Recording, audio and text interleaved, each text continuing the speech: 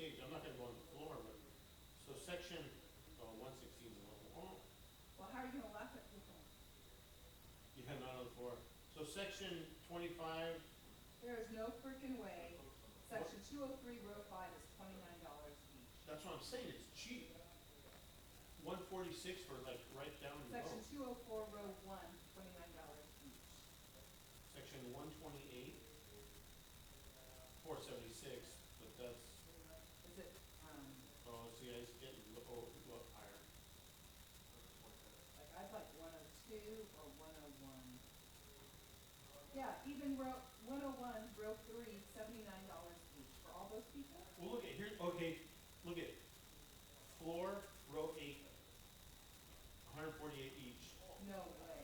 Yeah, through Ticketmaster right now. Because it just went on sale today. So nobody's bought it all. I do too. 147,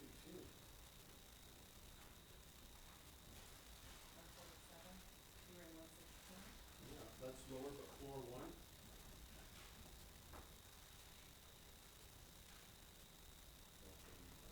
Floor 1, row 8.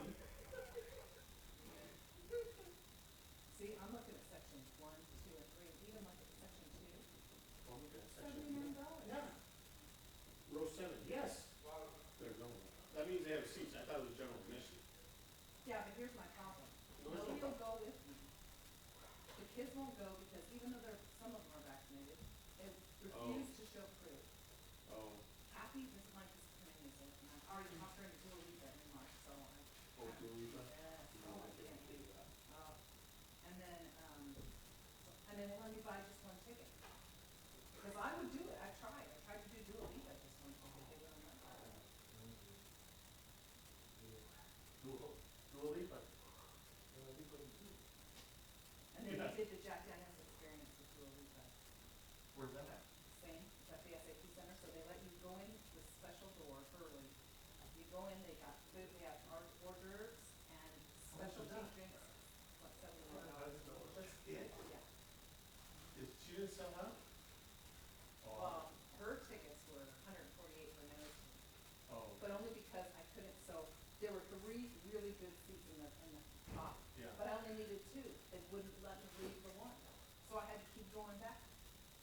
I'm like, sure. Because if they don't let me buy just 2 of those 3, but they won't let me, I say I either had to buy all 3. Okay, freaking scalper. You don't want to leave the one. The scalper, yeah. Yeah, who's gonna buy one? I just want one. I would like to buy Yeah. 1, but they won't let me do that. So I couldn't buy just 1 of those 3, and I couldn't buy 2 of the 3. I had to buy all 3 of the 3, and I could barely get 2 people to go. I have like 3 hours of Mayor Hopper music. Just sitting there. Have you heard, has he done the remix stuff that he originally did the albums for, the reason he made those old school? I haven't seen that. I have a feeling that's what your concert's gonna be, because your concert is a certain tour, the one at Bimbo 365. It is, and I follow, you follow him on Instagram, because then he shows bits and pieces of the concert. He shows him shaving like in Starbucks after a concert. I'm getting ready for tonight. You know how scruffy he is? Shaving while he's getting ready, having his cup of coffee in Starbucks by himself. It's pretty cool. But remember, he originally did those albums because he didn't want to pay for royalties to use that in new music that he wanted to create, but then those made it so big. But he doesn't want to pay for these big ones to rip everybody off, because he doesn't want the big money people to steal all the seats, so the normal people can come watch him. Which I appreciate, and I'm excited because I was able to pay, and then $75 a ticket. 79 for the floor, 8th row. Yeah. My sister in Oregon's the one that introduced me to him. I would love for her to go, but she won't fly because she won't get the vaccination because she's got medical. Well, then they wouldn't be able to get in the concert anyways. Is lupus an autoimmune disease? It is, isn't it? She has lupus? You know what my theory on lupus?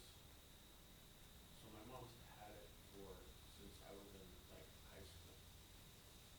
It's kind of like a diagnosis they do when they don't know what's wrong with you. But it's taken me this long. There's something wrong with you. But Look at the body. So the body with the fight or flight. So when you have the fight or flight, what happens? Your body shoots cortisol, right? So that kind of numbs you to stuff like when you get shot or beat up or in a fight or something, you can't feel it.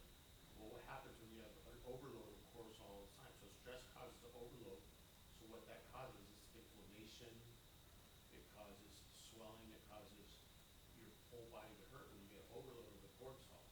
So I'm thinking that the overload of that over time, so people need to be able to, you know, you're not gonna medicate. Yeah, that's what it is. You start medicating, it's proven that that releases endorphins, and then your body will start adjusting to real life. I mean, my mom's been addicted to freaking bikes since I've ever been. Now she just switched from bikes to weed. But it's the same thing. Her body, they can never find anything wrong with her, but her whole, which is true, her body whole hurts. Because when I'm stressed, my whole body, each leg feels like it's like 200 pounds. Well, okay, let's say 300, because I think each one's like 200. But you know what I mean? No, When you're, that's interesting, I like that, I like your analysis of that. and the only reason is because I learned that when I went to the Saber Warrior, where they teach you how to meditate. So I learned the warrior meditation. If you continue with that and you keep that daily practice, it's even known to rejuvenate the brain from traumatic brain injury and stuff, because it just makes you start thinking clearly. I got my thinking on Bob. And the biggest thing is like doing it for 20 minutes twice a day, morning and night. I mean, They say that it like replaces, I don't know how many hours of REM sleep, 20 minutes of meditation. yeah. I So, can't do it, man, I work right from well, that's the problem. You have to be dedicated. I mean, I let it slip all the time, but when I did do it all the time, and I gotta get back on it because it's like I haven't been able to sleep at all. It's been hell. But I know what I need to do, and I could feel. I was like, oh, fuck, my body's killing me. Because when you're stressed, endorphins. Cortisol. It's just overloaded. It causes body aches, pain, stress, well, the cancer. But you start doing meditation, your body will start having energy, and it releases the endorphins to relax. So if you could get her into that, and then she'll start getting into like yoga to help loosen up the body and stuff, then she'll start to feel better. I mean, it's hard to say, but I've seen what it's done, and I've seen that, and it's nothing but relaxation techniques is all it is. Breathing. Has your mom tried any relaxation? We tried her that, but I mean, she crashed in the car. It's like, this girl just came out of nowhere. Come to find out, my mom was on edibles. She's like, well, I always take those. I was like, ah! Found out she pulled it out of something because she was driving high. And she hit this girl. I was like, but then you came home and paid it off. She's like, it was her fault. Wait, you crossed 2 lanes and jumped in front of her. And then my brother told me, dude, she had a bunch of gummies. What's up? Don't let her. That's what it is. She's high. Tell Big Nana's getting high and driving in the water. Oh, thanks, man. The last ticket I found, my mom had it stashed away before she passed, and I don't know, she had it stashed for like 3 months, so of course there were penalties to be paid on it, and I had to pay all that, but Oh. I'm reading it, it said she was speeding, and she was on lanes 1 and 2, and I'm like, Mom, what, she's like, oh, she ran a red light, was speeding, and was in lanes 1 and 2. And I'm like, Mom, you ran a red light, you were speeding, and you were in 2 different lanes at the same time? Look at that, that pig was hiding, if I'd have known he was hiding over there, I never would have run that red light. See? I never would have run that red light. Mom. Yeah, Big Nana. Mayor Hawthorne's coming to SAP Center. Not just Mayor Hawthorne. Key Sweat. Really? Yes. Tickets for the floor like It's called the Love Train. $179. She just found it. Really? Yeah, they just went on sale today. Key Sweat, Mayor Hawthorne, Check Genuine, Brenton Wood, Brew Hill, Oh. Cisco, The Whispers, Color Me Bad, The Temperies, and Amanda Perez. I don't know, that's what I said. I don't know Amanda Perez. Well, there's a lot of men at the top. $79. That's not bad, because I paid more than that in Oakland. That's for the floor, for all of it. That's the floor. Not even general admission. But you know what, though, you're not just getting Mayor Hawthorne, you're getting, I mean, Brenton was a legend, dude, It's just old. Right? Yeah, Oh, might have man, seen it I before would you love died. to hear Brenton Wood. yeah, especially like right now, so the ones to see is Brenton Wood and Smokey Robinson, because they're not gonna be around for long, man. Should I do that with I've Barry seen White? Smokey twice. Lost them. I was like, I should have Donna Summer before she died, though. Yeah. Oh, no kidding. Mm-hmm. Dude, Mayor Hawthorne, though, man, that dude's badass. Yeah. So we saw him in Oakland, and he did, Oogum Boogum. Yeah, and it sounded Mayor real good. Hawthorne did? Mayor Hawthorne did. So his So song. you were just talking about that. Yeah. He does remakes. Yeah, so the song "The Walk," dum, dum, dum, dum, dum, he did "The Walk," his song, and then he mixed it into "Oogum Boogum," and it was badass, man. I was drunk like a monkey, but I think it was. I still think it was badass. It probably was. I don't smoke pot, but that night I think I was high. Oh, it was. Oh, because They of were what the blazing. feelings, yeah. Oh, they were. It was at Fox Theater inside. Contact Oakland. time. Yeah, contact time. At Yoshi's, Joseph and I went and saw After Seven, and I forget who opened. After Seven. I remember them. It's actually before 6. After Seven. I'm gonna look them up. Mayor Hawthorne presented. Yeah, man. That's gonna be cool. Yeah, you either go with us or I'll give you all 4. So those tickets. Well, I might have cancel. Why? Because my kid's gonna be out of town. My babysitter for my mother-in-law. So, are you kidding me? We found out after I found out. Yeah, no, I'll buy them. that's what I'm saying. I'll have 4 of them for you. Yeah. Have fun. I'll take, It's cheap. But let me find out for sure. Yeah. Give me a week or so. For sure, too. Oh, no, I will. But And then I'll take, Gas, Mark, and then we'll let Gas. Yeah, they love you. Well, Testing. Testing. turn this on for me. I didn't even know this cat was, man. oh, dude. Yeah.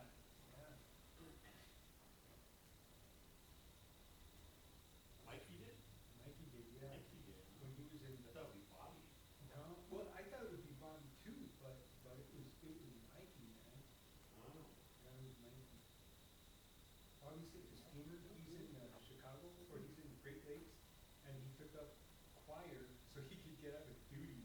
And the boy can sing. He can always sing. So instead of him standing watch at a freaking desk or a gate, he goes to choir on Sundays, and they let him do it. What a scammer, dude. It works. Yeah. You're on your hippie club, bro. Yeah, dude.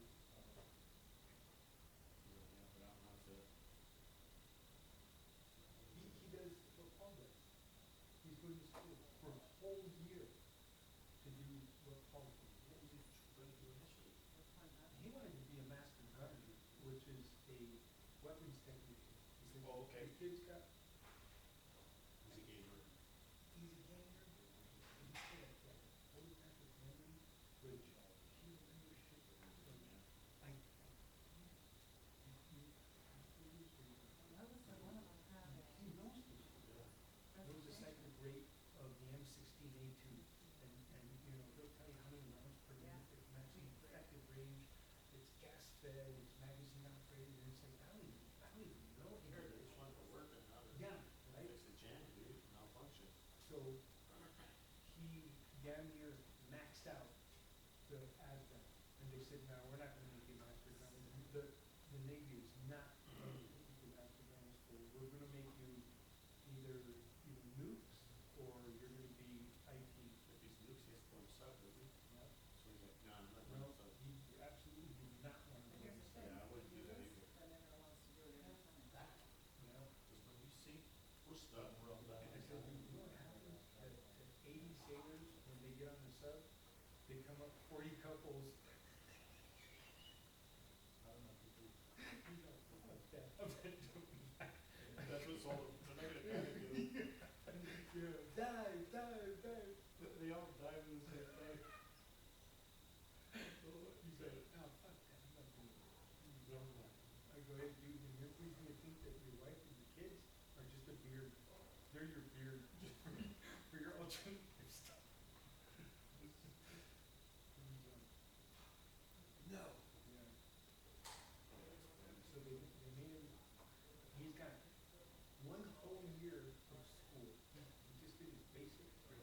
to let, huh? From last year. Yeah. We went to have it in the stars. Yeah, so, I think he got a bonus too. How are you, man? Good. Welcome. What's going on? How you doing? Long time no see. Yeah. You here for the, backhand assistant? Backhand is. You better watch out for that one. I know that one. I know that one. You can see that. We get a, There. yeah, there's a little turmoil. You know, there's always a little turmoil. How are you guys coming along with the project? Oh, good. Good.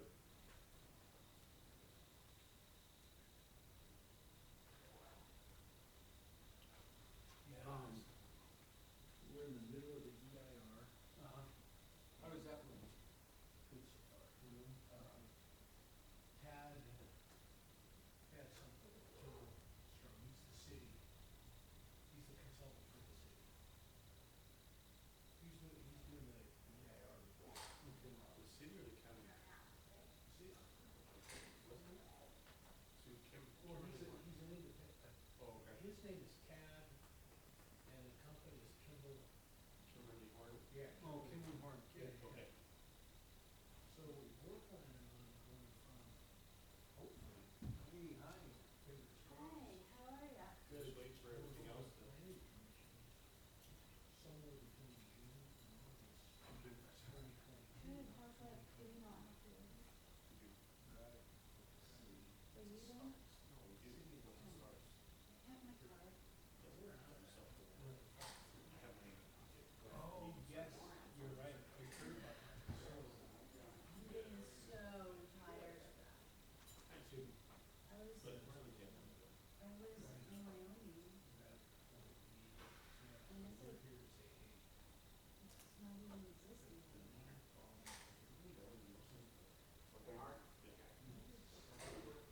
Yeah, that too, but. I got it after I was vaccinated. Oh, I didn't mention, I heard her name, the infamous. From the big side of the. So sad. Sorry, Lisa. Yeah.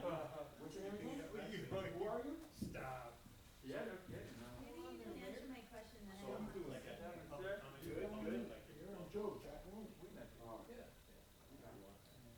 and you were on. Hi, you know, You heard, I'm you Mark. see what, here, I have a buddy. Text her and make Oh, sure it my, goes oh, through. no, no, no. Yeah, she's right down the street from me. Yeah.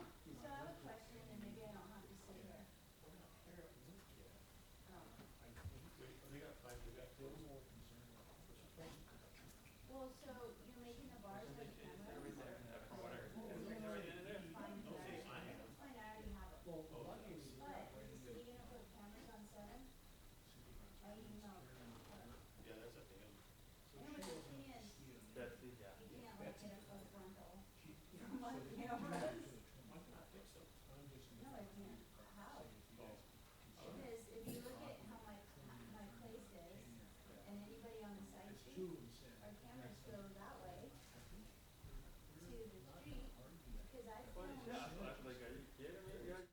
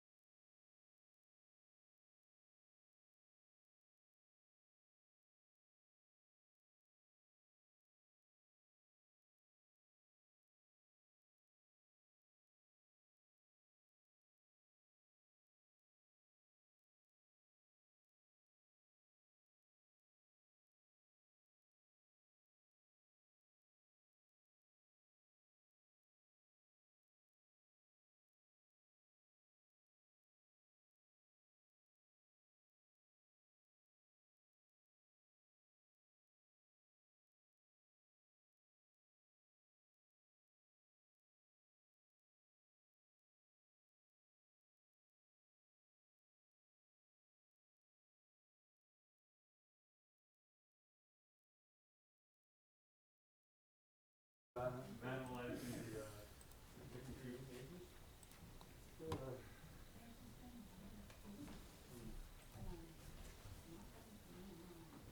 Thank you.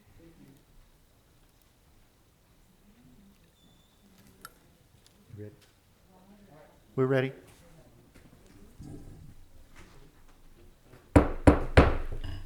This time, we're going to call to order the meeting of November 15th, 2021.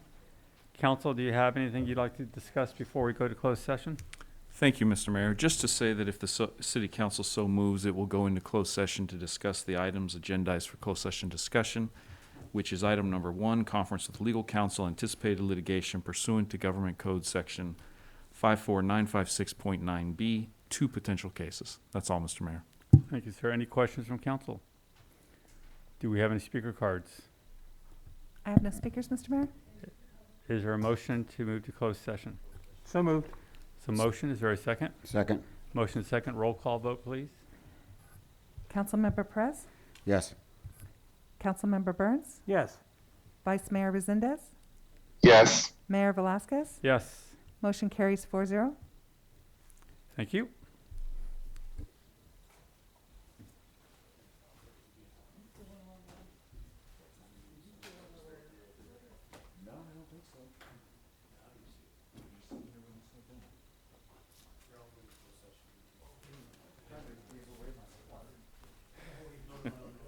I see how it works.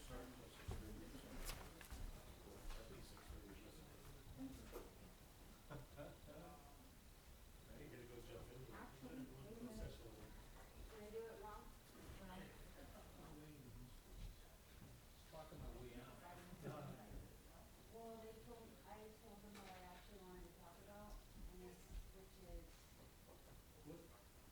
yeah, but I'm talking about. It's gonna be a steakhouse. Yeah, I think it's called Baylor Bar and Grill. The guy from Manja's told me about Oh, this. okay. And you want to talk about I want to talk about. The guy, owner of Manja's, the Italian restaurant over in, it's the Mexican guy that owns the Italian restaurant over in, Just want, I just wanted to stop. No, Ignacio told me that that's what I told him I wanted to have. No, really? Didn't belong on that agenda. Which one? That agenda item. same owner? Same owner from years ago? Yeah, Mahmood, I think.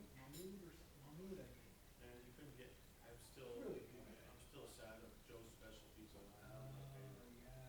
I remember that. Joe's I did too, Special. there was one here and one in Goy. No, Joe's, oh yeah, that was his brother, Oh. Piccolino's, from Joe's Italian. Yeah. Back in the day, the Joe's Special was my favorite pizza. So anyway, that's the question. I had that question, but I don't know, I don't think I should ask it. That's police stuff, that's not me. Should I go back up?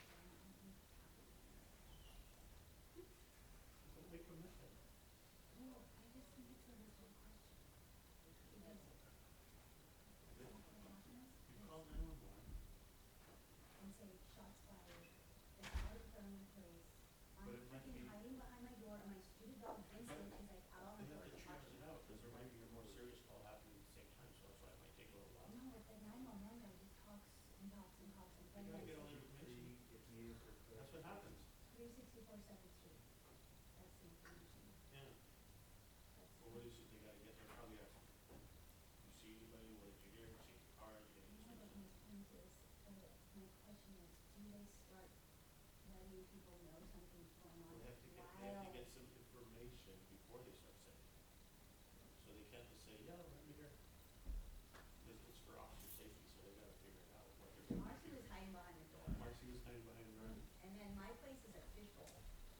Fishbowl. Yes. Yeah. Cause it's all lit in the dark, you can see I think through you're it, safer sitting over there. and so I'm running, See, there you go. now I just have questions. You call and you talk to the person on the phone, and Yeah. he or she is typing, Right, that's a call taker, and they're still talking to you, but Yeah. somebody else is seeing their screen. like Another, an officer? actual dispatcher, the one that talks to the officers on the radio, Uh-huh, that person is seeing, if he says shots are being fired right there, he puts that in, sends it to them, and then continues getting more information from you, while the dispatcher's letting the officers know, we're gonna report the shots fired on 7th Street, to get cars starting to hit that way. Oh, okay. So even though they're asking you questions that may seem ridiculous, it's part, Finally, I it's a just say, you know script. what, I gotta go, cause I gotta turn all the lights off in that place, cause I'm a fishbowl, my stupid dog is on the porch, and I'm hiding behind the door. Now, is your dog really stupid? Vince, It's not stupid. no. He's the one hiding. Yeah, He was- Vincent, No, Vincent's a Vince smart is guy. the one right there on the porch staring at these guys doing all this stuff and I'm hiding behind. They do sign language? They were doing, you know, their things. I don't, You're can't read saying, it. what's up, how you doing? Yeah, Oh, not sign to language. me, to the guy down the Although they street. teach that at the high school, the sign language. That's what Oh, they didn't everybody- teach it at mine. Where'd you go to school? Mm. Stanley, Ohio, they teach it there, it's a class. They, probably did all the, whatever language that game language was when I went to high signal school, lights on probably Airline way Highway. different than what it is now There, it's pain. in LA. What's going on? Is So, it not working? they're all flashing 4 red everywhere, They're saying they from don't Knob value Hill to, Valley View. Okay. So they were doing, Electrical work? no, they're doing, paving today.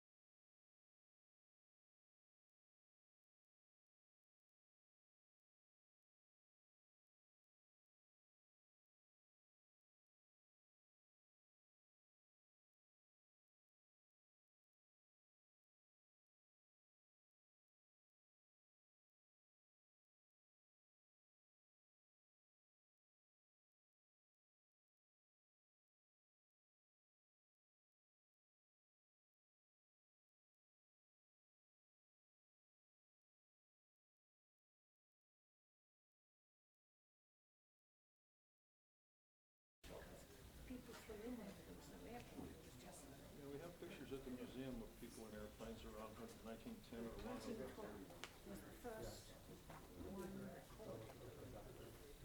Okay. Anyway, so, I was thinking, gee, maybe we should put this all together.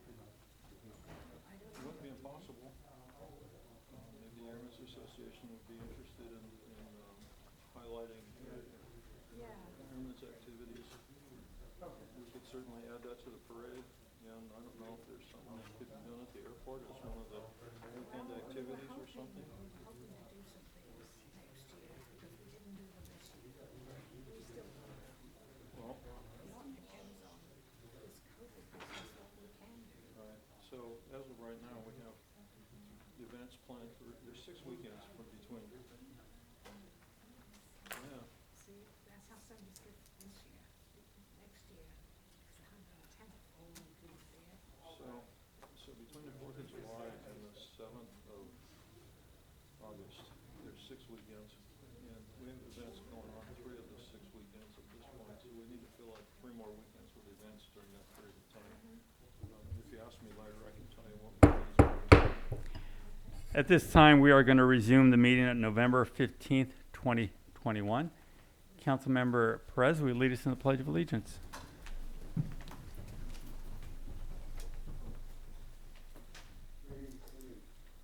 pledge allegiance to the flag of the United States of America and to the republic for which it stands, one nation, under God, indivisible, with liberty and justice for all.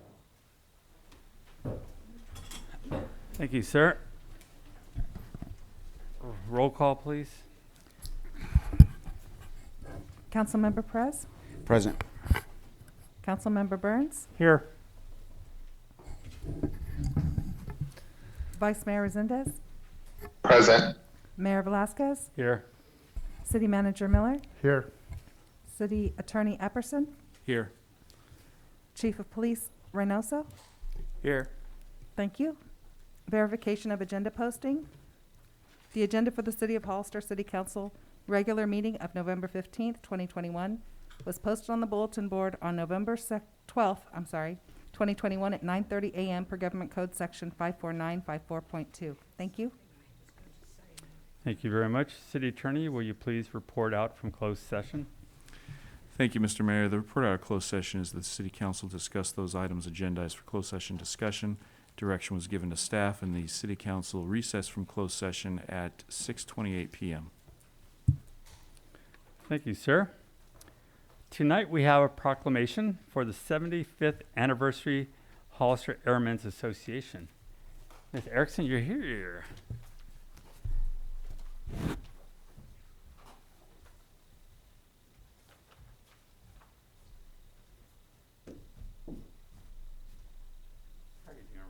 Right, Excellent. Good to see you again. Just like the old days, huh? I know. Almost somewhat normal again. Whereas the Hollister Airmen's Association is proudly celebrating its 75th anniversary of serving Hollister's Municipal Airport and the community since 1946. And now, therefore, I, Ignacio Velasquez, Mayor of the City of Hollister, do hereby proclaim November 2021 as Hollister Airmen's Association Month in the City of Hollister in conjunction with Aviation History Month, and invite everyone to enjoy the history of the Hollister Municipal Airport. And maybe, do we still have that little test bomb we found that one time? It's in that cabinet, right? So there's a lot of good history at our airport, and it's really impressive. And thank you so much for all you do for this community. Thank you so much. Please say a few words. Well, I had written something. I must have dropped it on the way in. But we're very honored to accept a proclamation from the city.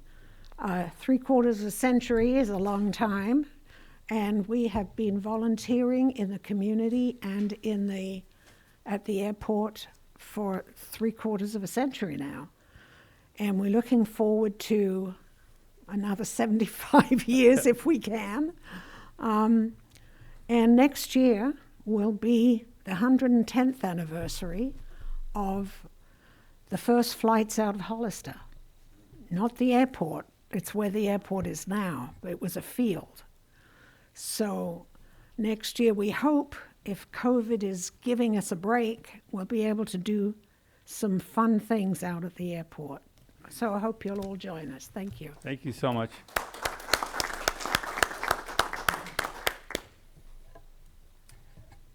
We are now going to move to the consent agenda. Are there any items council would like to pull?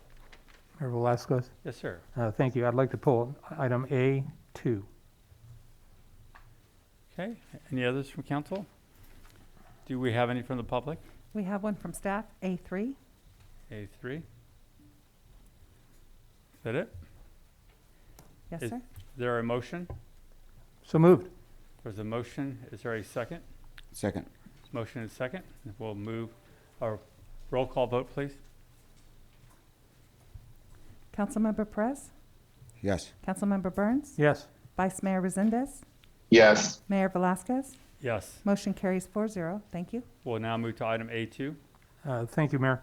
I believe it's just a simple typographical error.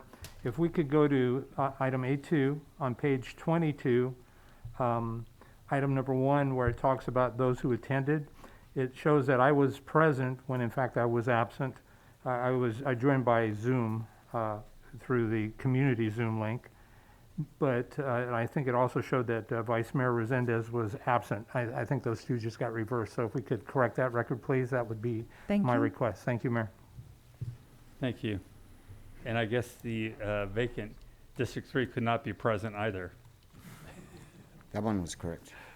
The computer was acting up that night, huh? All right. Thank Any questions, comments? Is there a motion? So moved. Motion, is there a second? Second. Motion is second. Roll call vote. Councilmember Perez, Yes. Councilmember Burns, Yes, please. Vice Mayor Resendez, Yes. Mayor Velazquez. Yes. Motion carries 4-0. Thank you. Thank you. We'll now move to item A3.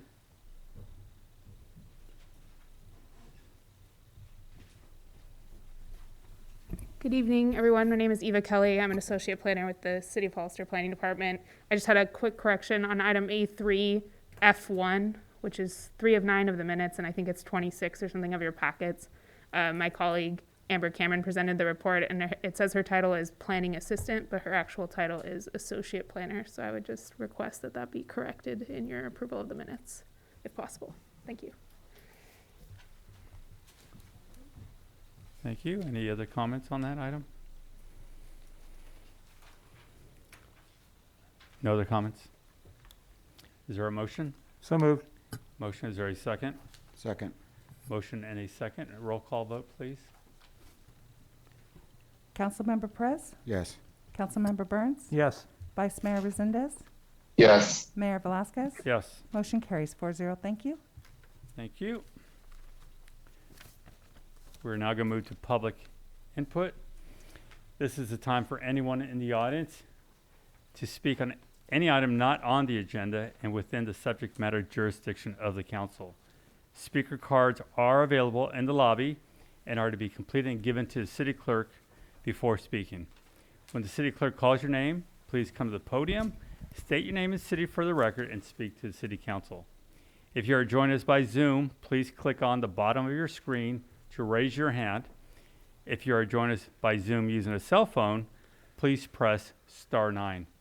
Each speaker will be limited to 3 minutes with a maximum of 30 minutes per subject. Please note that state law prohibits the city council from discussing or taking action on any item not on the agenda. Do we have any speaker cards? And can they get around Charlie? I do, and I don't. Charlie, go ahead. I'll get a speaker card. Thank you very much. I am Charlie Bedolla, Mr. Mayor, council members. I'd like to thank you for this time and thank you for letting me come up here. I just wanted to say thank you for this time. I was your acting fire chief. Now I'm transferred over to back to my normal position as the fire marshal. But if I could get Chief Martin Del Campo to come on up here real quick, and he's back.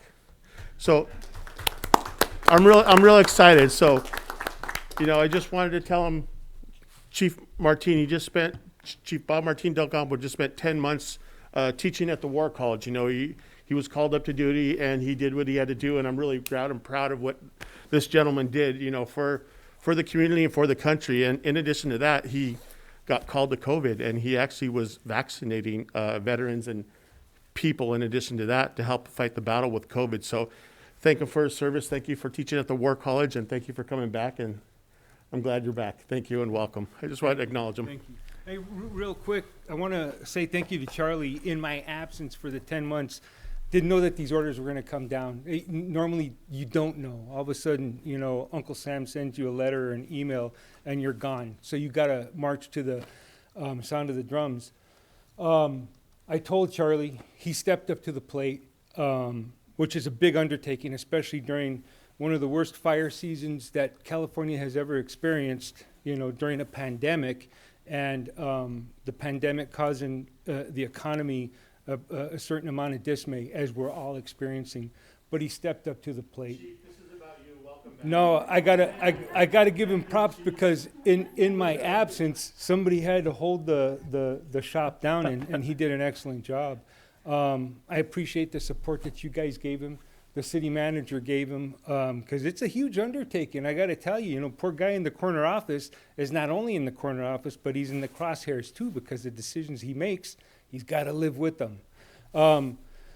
When I got deployed, they put me in the operations section, and part of that, I was a utility player. So I was testing students, I was testing the community for COVID, doing vaccinations, and one of the things was, in order for me to serve, I had to get vaccinated.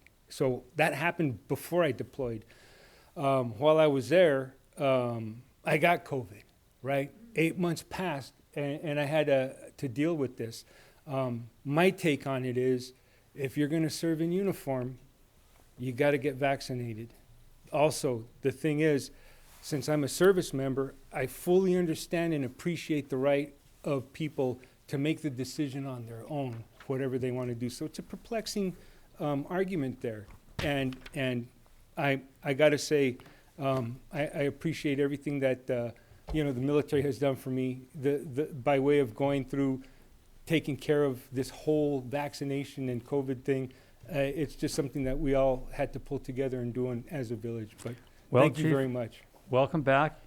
And Charlie, great job that you did during this time. And yes, you were in the crosshairs. We don't know how that feels, but you did a great job. And thank you to both of you. No, thank you for your service. Thank you, Chief.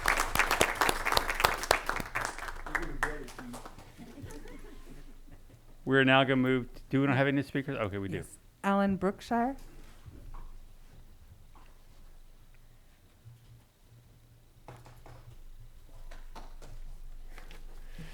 My name is Alan Brookshire. I'm the owner at 221 Hawkins Street. So I've been speaking with Rick and Abraham and several other guys here. We're trying to get a feel about how we're going to move forward with my project. I know maybe you guys discussed it today during closed session. I don't know. I know you can't discuss any of those issues, but you know, I went through the whole process that the city required me to do, all the way to finally trying to pull a final map. And all of a sudden, I get an email that wasn't even sent to me, actually. I want to read some of this email that came from the attorney. So it says, at this point in time, the city does not have a means immediately opening Hawkins Alley. So what exactly does that mean? In the future, you'll have a means to open the alley, or is this forever? Sir, it's to speak to the city council during public input. You can state your questions, or you speak to the city council. You cannot ask staff questions. Okay. Okay? Well, that's the question I have. What exactly is the means? You don't have the authority. You don't have the manpower, the funds to open the alley back up. And there was other issues we discussed on the phone one day about somebody in the conference call asked me to maybe go negotiate an easement with the people next door, the Chongs that own the dollar store. Is it possible for the city to just go negotiate that easement? And then I can stick with my original set of plans. So I guess I'm here tonight just to try to get an idea about how we're going to move forward with my project at 221 Hawkins. And you know, this is infill. This is something that you think the city would want to get done. And so far, you know, besides a couple of people here, the rest, I'm just getting, is there a reason why and making this so difficult on me. So I guess these questions don't get answered. I just address the council and tell them my feelings. All right. Thank you, sir. Thank you. Thank you. John Robo?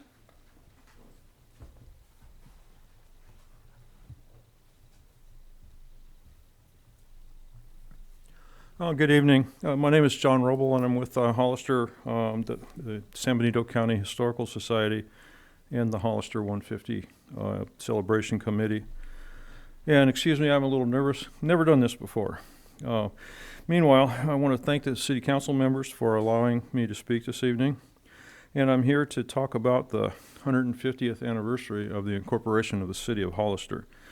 We're hoping to have a birthday party for the city of Hollister that carries over a period of 5 weeks from the 4th of July through the 7th of August, where we culminate in a big parade and a ceremony, maybe at Vets Hall, the unveiling of a plaque donated by the members of the Eclampus Vitus to the city of Hollister, commemorating the 150th anniversary of the city.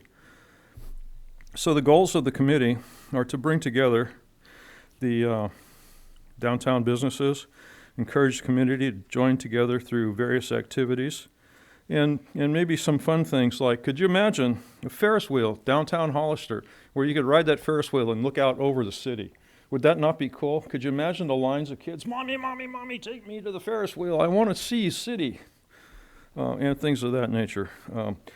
The kick, we have a lot of good people from the Downtown Association and the Chamber of Commerce that are part of the committee. There's a number of folks from many other Hollister organizations that are working with us. We're currently working on bringing in financing from private and commercial sources, and also community volunteers. We've had a flyer out for a while now that we've posted on what's going on at Hollister and San Benito County. Kind of looks like this. Maybe some of you have seen it. Asking for volunteers and ideas for things that we might want to do with the Hollister 150 celebration. And we're just wanting to make sure that the folks of the city and everybody has an opportunity to participate by contributing ideas and potentially funding to this Hollister 150 celebration. And if you think about it, probably for most all of us, this is the only time we get to do a thing like this. Every 50 years or so, 50 years from now, I'll probably be buried 20 or 30 years by then. So it's only one for me. So anyway, I just want to let you all know that this is in the works and being worked on, and hopefully we can all participate and support this great activity that these many volunteers in the city and county are participating in. Thank you. Thank you, sir. I have no more speakers, Mr. Mayor. Thank you. We'll now move to item D1, City Manager's Report. I have nothing at this time. D2, Chief Reynoso has an item. Yes, Mr. Mayor, members of the City Council, this past week, Captain Eric Olson attended a 2-day conference in San Francisco for UASI. UASI is an urban area security initiative in which he received a training on emergency preparedness, terrorism, and dealing with natural disasters and community outreach. So he was there for 2 days in San Francisco for that. thank you, sir. Any questions from council? No? We will now move to item E1.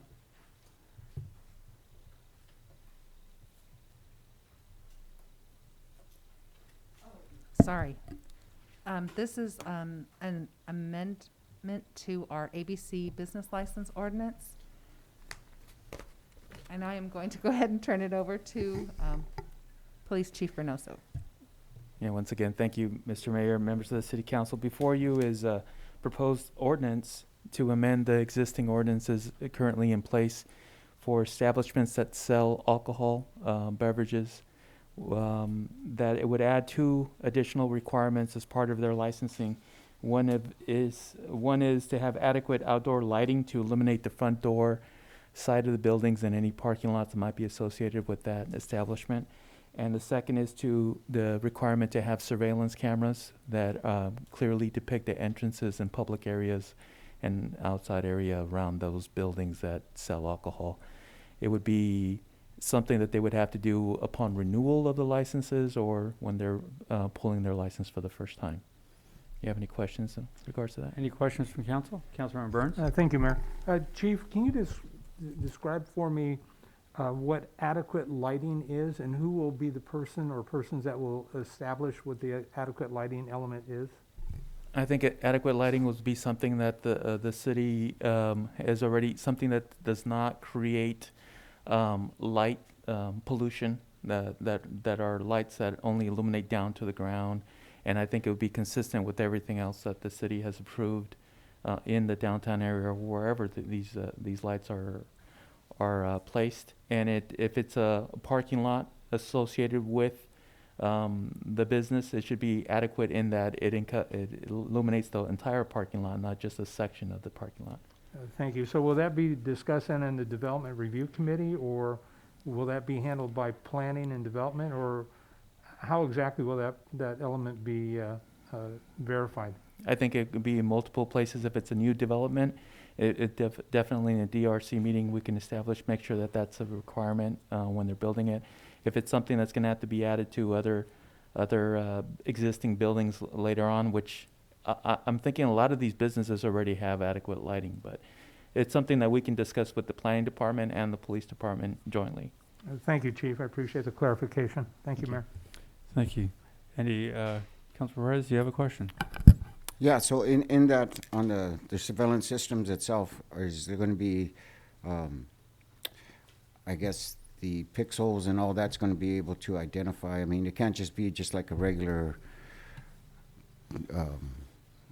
has to be a adequate surveillance system, correct? That is correct. Is there certain specifications for that? I think that the specifications and these systems are constantly changing, and to put something into the ordinance would be, we would have to be looking at that over and over again and adjusting it. So I think adequate would be something where persons can be identified. There's a lot of inexpensive security cameras that provide very little detail as to who is there and what is happening.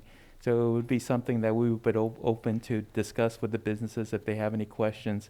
But definitely right now, I mean, the 1080p used to be the state-of-the-art surveillance cameras, and now there's so many other ones that are much larger. But at the same time, they have a lot of data that they're storing, a huge file. So it's not really needed to have those huge, complicated surveillance cameras. So we're open to discuss with any business if they want to go over their surveillance cameras. We can offer suggestions to make sure that the entrances or the placement of these cameras to get the better bang for the buck. Yeah, sometimes one camera can do enough instead of having 2 or 3 cameras. But we know that it is a complicated issue, but we'll be willing to work with any business who wants our help to get a good surveillance cameras system that fulfills this ordinance. Thank you. Councilmember Resendez, do you have any questions? Not at this time, Mr. Mayor. Thank you. Thank you. As Mr. Burns was asking the question about how much lighting, it would be nice, or I think it'd be a good idea to understand foot candles at a certain point. I think your point was the entries and exits is really important. And the more light at that point, the better the camera, the video from the cameras. But I think also we do need to have that set standard, what we're looking for the cameras to get more definition, more detail, and that'd be helpful for, I think, that's the whole point of this. And you're right, that the systems today are what was expensive last year or 2 years ago. Now it's really cheap for a really good system. And it's helping them get the information where they can get a system that can provide that detail. And I think Paul might even know some of that. Paul, we're drafting you in. If not, I do have some resources from suppliers for that type of technology that I can get some brochures, and we can try to set a standard, because what we don't want is just the cheapest camera. We want to have video that really can be used later in case of an incident. And I also foot candles, we can talk about that. I have some equipment to measure that. Sure. If I may, we were discussing earlier today that we could put a link in our on our webpage for the police department with suggestions and recommendations and/or guidelines of what to look for when they're picking their surveillance cameras, and we can also include information about the lighting source. Excellent. I think it's a great idea. And I think the reason for not adding it into the ordinance again was because if standards change, if technology improves, we wouldn't want to be held or have to keep coming back and amending. Right. No, I understand. And again, I think it's a good idea here. All right. At this time, any other questions from council? This time, we'll open a public hearing. Do we have any speakers? I have no speakers. This time, we will close public hearing. Mr. Mayor, Go ahead, sir. thank you. I just think the city clerk brings up a good point, and I would just ask however we word it, if we can work with the city attorney to ensure that we don't have to keep changing it as times change and as technology changes. That would be my only consideration. Thank you for that, Christine. Thank you. Is there a motion? So moved. There is a motion. Is there a second? Second. Motion and a second. Roll call vote, please. Councilmember Perez, Yes. Councilmember Burns, Yes. Vice Mayor Resendez, Yes. Mayor Velasquez. Yes. Motion carries 4-0. Thank you. Thank you. We'll now move to item E2.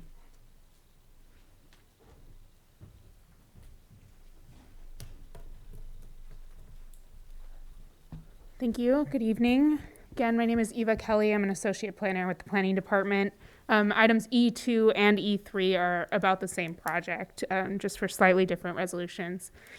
So item E2 is a resolution considering the Planning Commission's recommendation of public convenience or necessity determination for an ABC alcohol license that was applied for by Crave Wine Company, and the location would be at 616 San Benito Street in the downtown mixed-use zoning district. The ABC, the Alcohol Beverage Control, they issued a form to the city indicating that the location that this particular applicant is applying for an alcohol serving license has an undue concentration in that census tract for ABC licenses. And so what that means is that the city needs to make a determination that public convenience or necessity would be served by ABC issuing that license to them. And so essentially an undue concentration, it has, it's determined when the census tract, in this case it's kind of the downtown core, it's census tract number 4 for the ABC. They determine if there's 20% or more crimes in that district, then the jurisdiction, so then the city as a whole, or whether there's a ratio of on or off-site licenses to population in the census tract that's greater than population or licenses to population in the county as a whole. So the ABC made one or more of these findings, and that there is an undue concentration. So this is up for the council's determination. However, in our code, alcohol licenses also require conditional use permit approval if they're not associated with a restaurant that serves food, which this one is not. So the Planning Commission heard the item and recommended to council. That was at their October 28th, 2021 meeting. And this is forwarded to you guys at the council. They determined that the use of a wine bar in downtown is appropriate and consistent with other uses in the downtown and with our current general plan. That our general plan designation is downtown commercial and mixed use for this property, and that encourages ground floor pedestrian-friendly retail sales and services uses.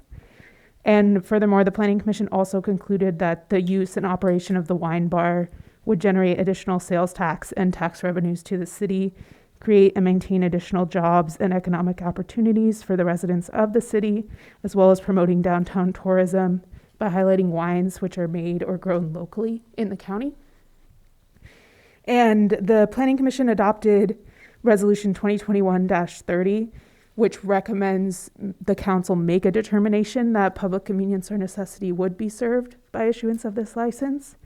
And they also adopted Planning Commission Resolution 2021-31, which recommends approval of the conditional use permit for this property as well. which is item E3. And so the city council can consider the planning commission's recommendation, consider the conditions of approval associated with the conditional use permit, and staff recommends that you make a determination that public convenience or necessity would be served by issuing a type 42 license to Crave Wine Company at 616 San Benito Street. Thank you. Thank you. Any questions from council? Mayor Velasquez? Councilmember Burns. Thank you. Did our police and fire departments weigh in on this project?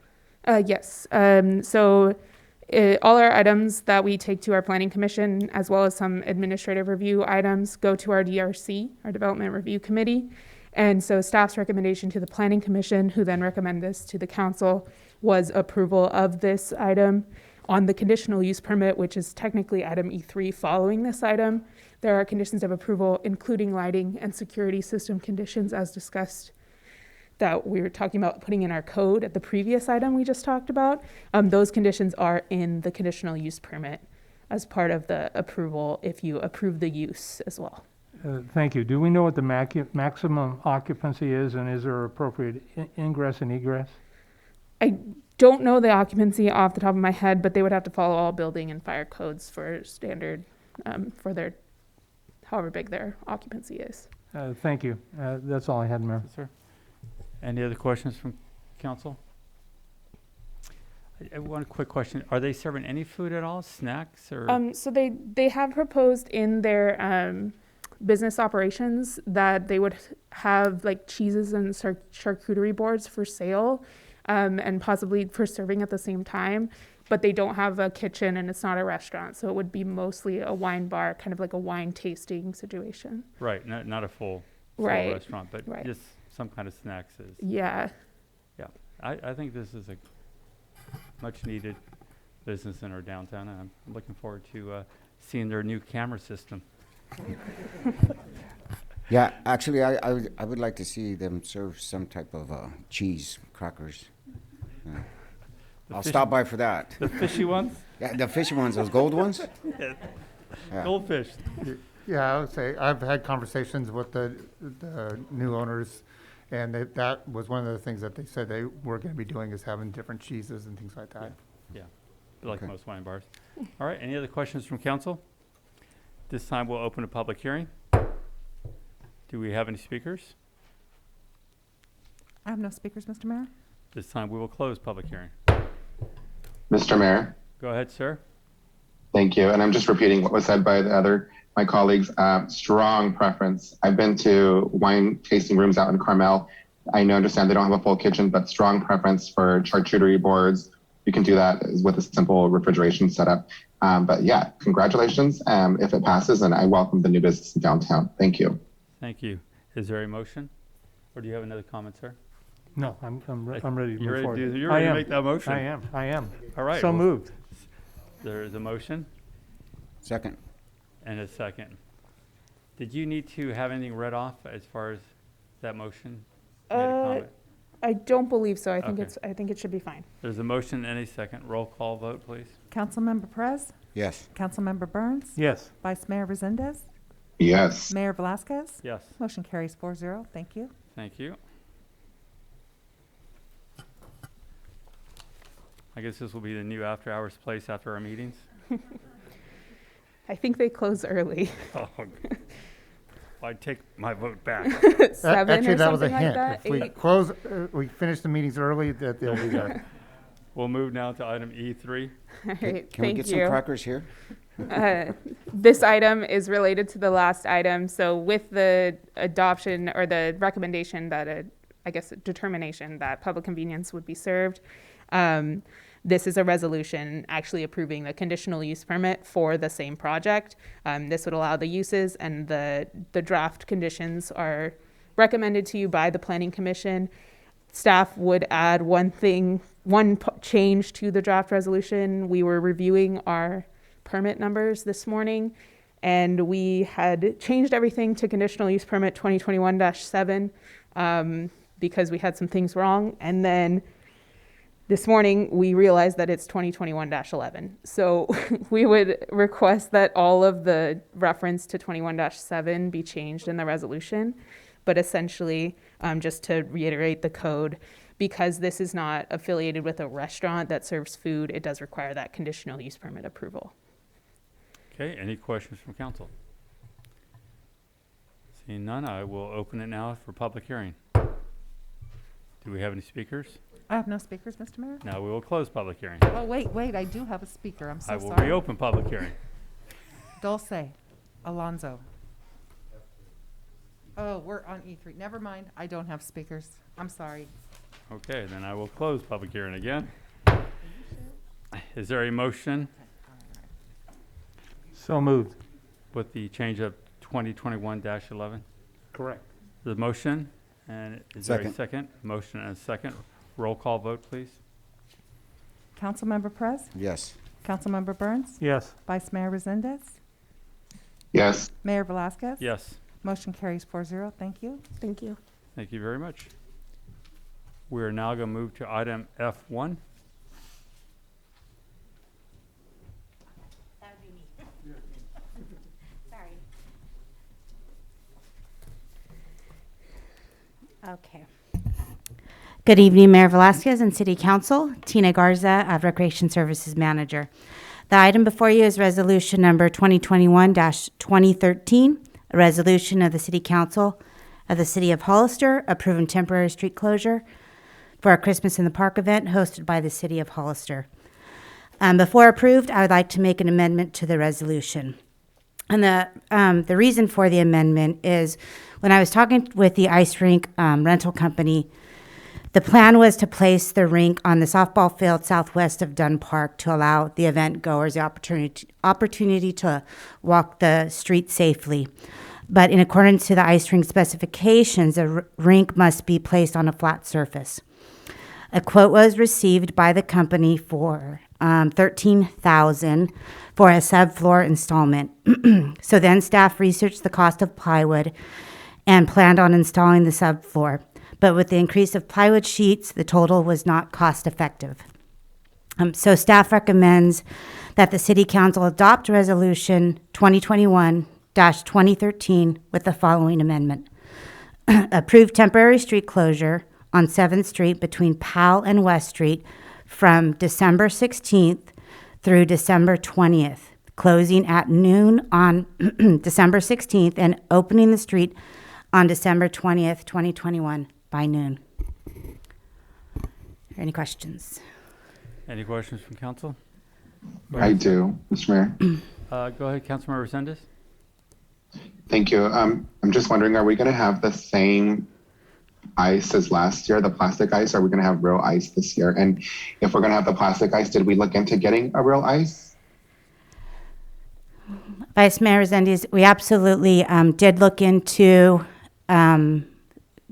trying to put real ice here in Hollister, and the cost ranged from $65,000 to $120,000. And the electrical for that, we didn't have the correct infrastructure. If we would like to do that in the future, we did receive a couple quotes on what it would take to allow this ice rink to be set up. And Henry, correct me if I'm wrong, 400 watts. 400, we needed 400, huh? Two. There you go. Electrical watts, which we don't have to generate this ice rink. If we want to do it, it's a possibility. Of course, we are researching it. I had staff go to the city of Monterey and did some research out there. So he received a lot of input on what the city of Monterey does. So we'll come back and hopefully we'll put it on the agenda and we can have more discussions. But at this time, we are going with the same company that we used last year.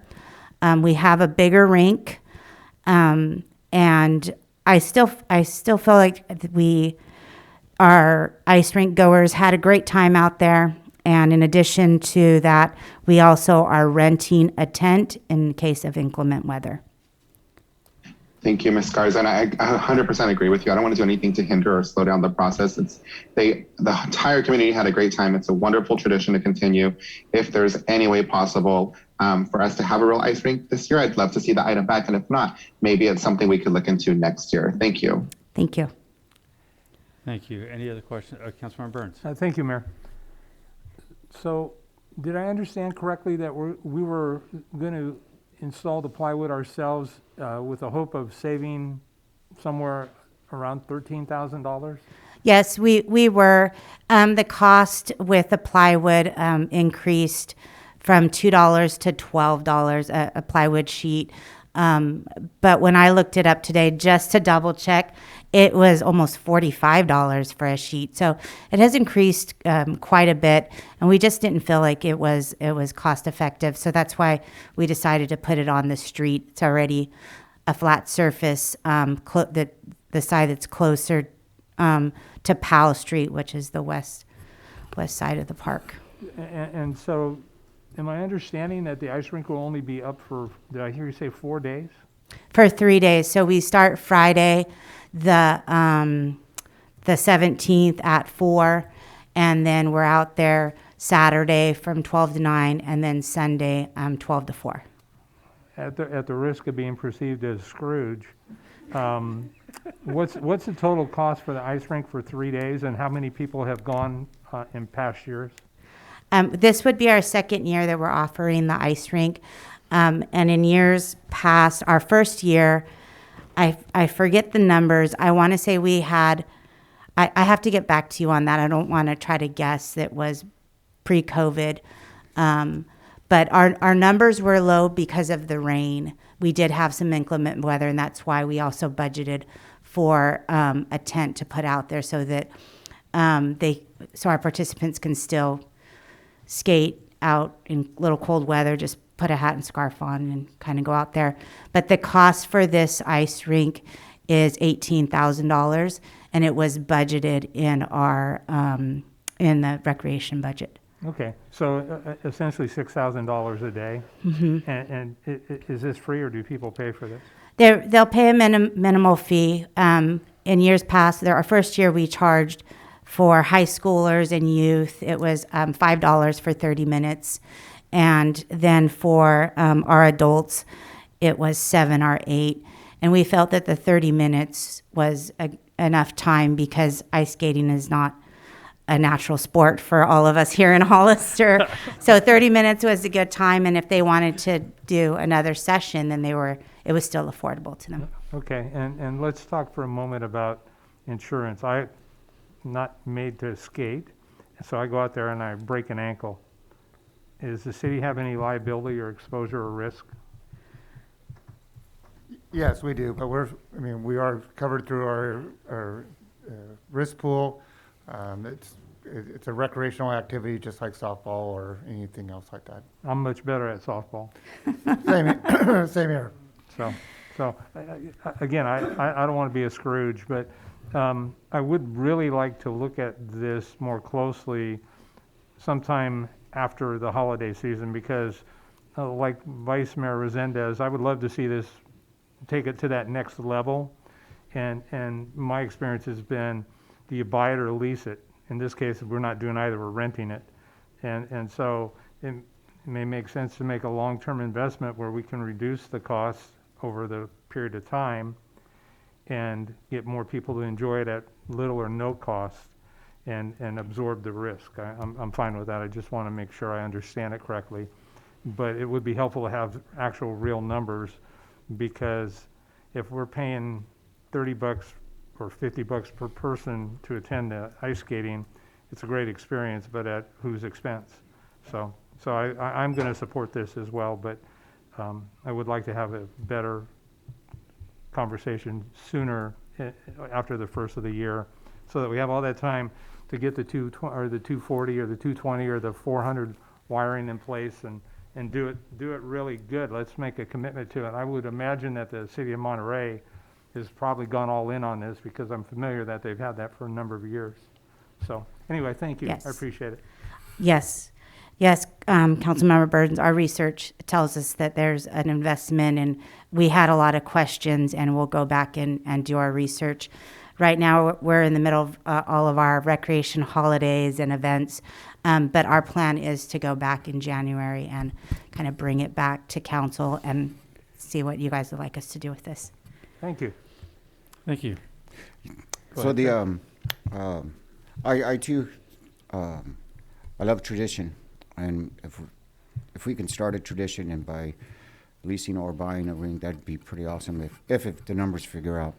The, I was wondering, can you give a kind of a description of what Christmas in the park is going to be like? Because I mean, I know, but it's like to let everyone else. This is really awesome. I love not just what your ideas but the community also brings to you. I know Gina's going to be doing some stuff there, and Gina and Nadi, but it's really neat to see not just our departments working together, but the public working with our departments and our city staff, and that brings such a unity to our community. So yeah.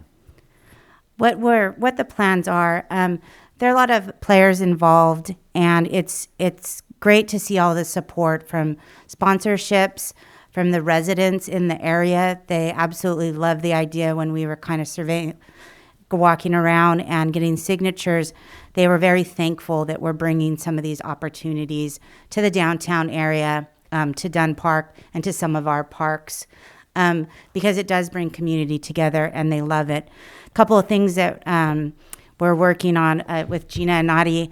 She has some great grand ideas, and I love just kind of picking her brain because, recreation staff, we've been doing a lot of activities lately. So we were, for around a week, we were just kind of, what do we do? What are we going to do? We met with Gina, and we feel refreshed and some great ideas. Due to the sponsorship support, we are going to be able to put lights around the clubhouse, like the Christmas lights. We are going to have pictures with Santa inside the clubhouse, so we'll make a Santa's workshop. And that's during the day with a very affordable pricing. I think you'll get a 5x7 and some 4 wallet-sized pictures for $7, which is very affordable for our community. We have a photographer that comes in and takes care of all the pictures and prints them on the spot. And then in the evening time is when the event opens up, and that's going to be from 4 to 9. And Santa's workshop will turn into Mrs. Claus's bakery.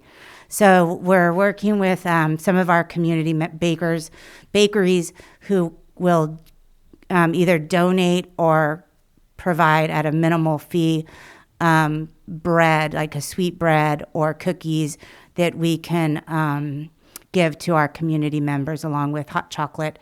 And then down below, there's many ideas down below, from entertainment to bringing in some of our Derby girls to see if they want to, skate downtown and on their roller skates, to,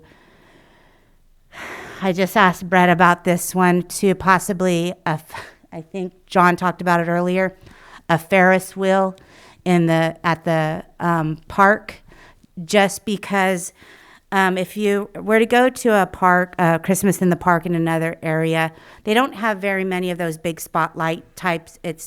The park is mainly lit up by the colors of the Christmas trees or just the lighting in the park. So we figured that everything would be lit up. The Ferris wheel would light up the park. The clubhouse, we will also have it lit up. So we won't have to bring in these big old types of generators only near the ice rink.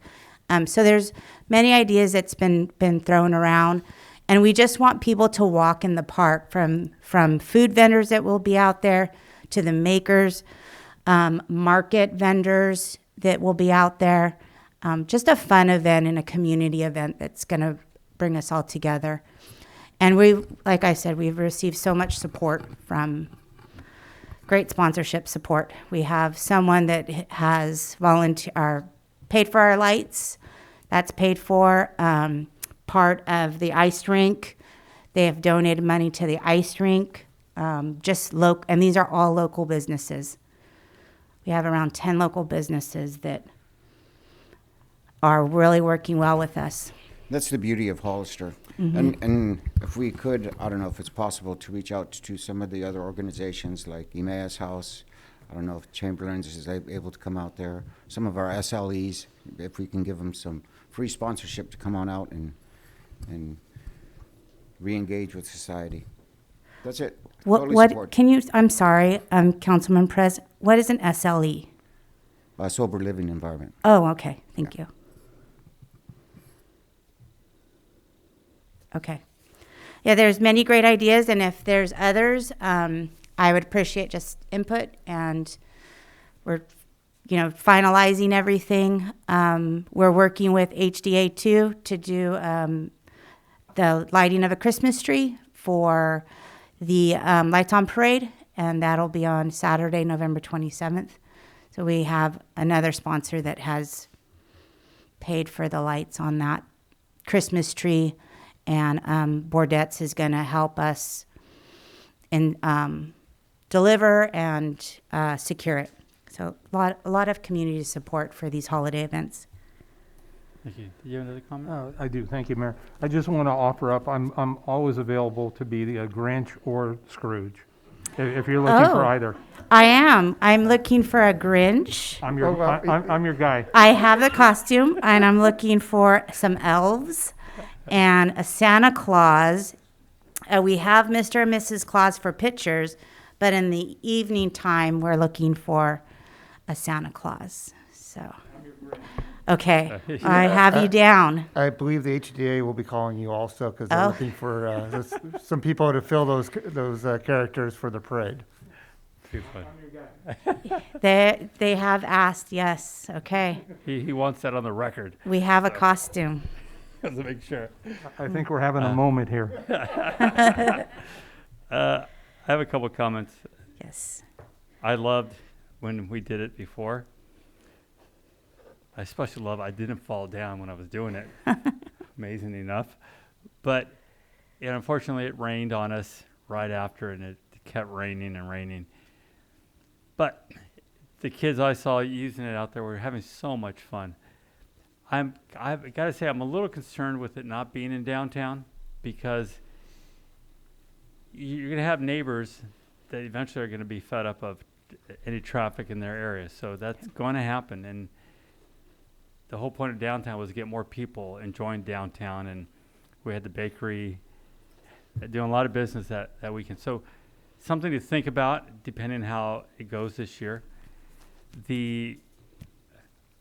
We would all love to have some real ice, but I did look into the information when you presented it to me to take a look at the power requirements, and it requires a massive generator. It's not a normal generator you pull the string on and it starts. It's a 480 volt generator, and it's I forgot what the amperage was, but it's think of it as a big trailer, basically. That's how big of a generator it needs to produce the power.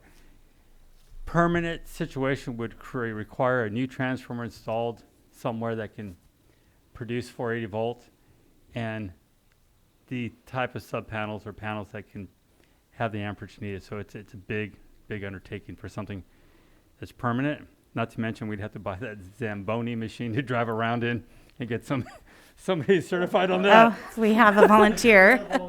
The Grinch will take that role.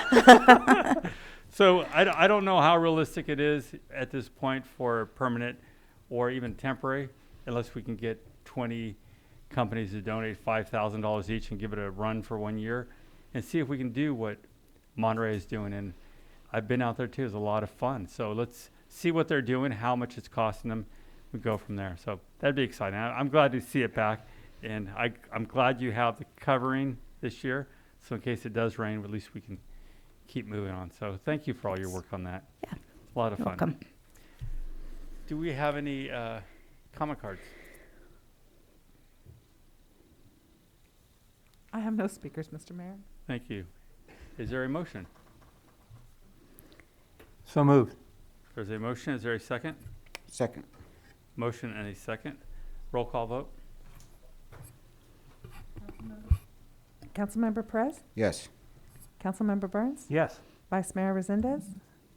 Yes. Mayor Velasquez? Yes. Motion carries 4-0. Thank you. Thank you. We'll now move to item F2.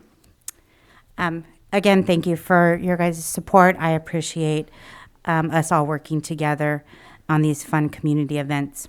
The next item is also mine, Mayor Velasquez and City Council. The item before you is resolution number 2021-2014, a resolution of the City Council of Hollister authorizing the calling for sealed bids for a parks, landscape, and soundwall maintenance service agreement. This item would approve plans and specifications and authorize staff to call for sealed bids for a service agreement. Are there any questions? Councilmember Burns? Thank you, Mayor. So, first of all, let me say I'm so excited to see this moving forward. Unfortunately, it doesn't look like we will probably have a vendor or vendors in place until February, so I will follow up on that in my council member comments. Okay. But with regard to your specific issues, I was wondering, I've looked at the proposal, the RFP, and I didn't see any comments about irrigation. I absolutely know, because I frequently walk around my district, most of the sound walls, it seems like at one point they did have irrigation, but I've not seen any evidence of any of those working for a number of years. So I don't know, maybe this would be a separate item for future conversation. I also am wondering, and I didn't see, and maybe it's presumed, but I find that sometimes a problem, with maintenance. I would hope that would include fall leaf maintenance. Again, Sunny Slope, I was up there this weekend, and there are leaves falling, as we would expect, and frankly, it's a mess. And so I would hope to see something in that regard. Okay. I didn't see anything that would necessarily talk about sound wall maintenance. I don't think those sound walls have been maintenance since they were built in all likelihood. The paint, the only new paint is graffitied paint, from what I can tell. And also wondering about sidewalk cleanup as well. When they're there, I mean, they're going to create dust and move some things around. So I'd like to see something in that regards. I saw some language about minority businesses, which I'm 100% in support of, but I didn't see anything that specifically spoke to local vendor preference. And I certainly would prefer it to be a vendor or vendors in the city of Hollister or San Benito County or in close outlying counties. I wouldn't really want to see a mega company just come to Hollister simply to do this and take the lion's share. If we can support our local contractors, I think that would be very helpful. Okay. And then my final question is, how do we put this out? And the reason for my question is, in the jurisdiction where I currently work, when we do RFPs, which I've done a few, we use a site to post things, and it's called planetbids.com. And if we're not using one like that, and I'm sure there are multiples for that type of opportunities, I would encourage us to do so, because I don't think word of mouth is necessarily a bad thing, but I would love to see us get a lot of interest in these RFPs.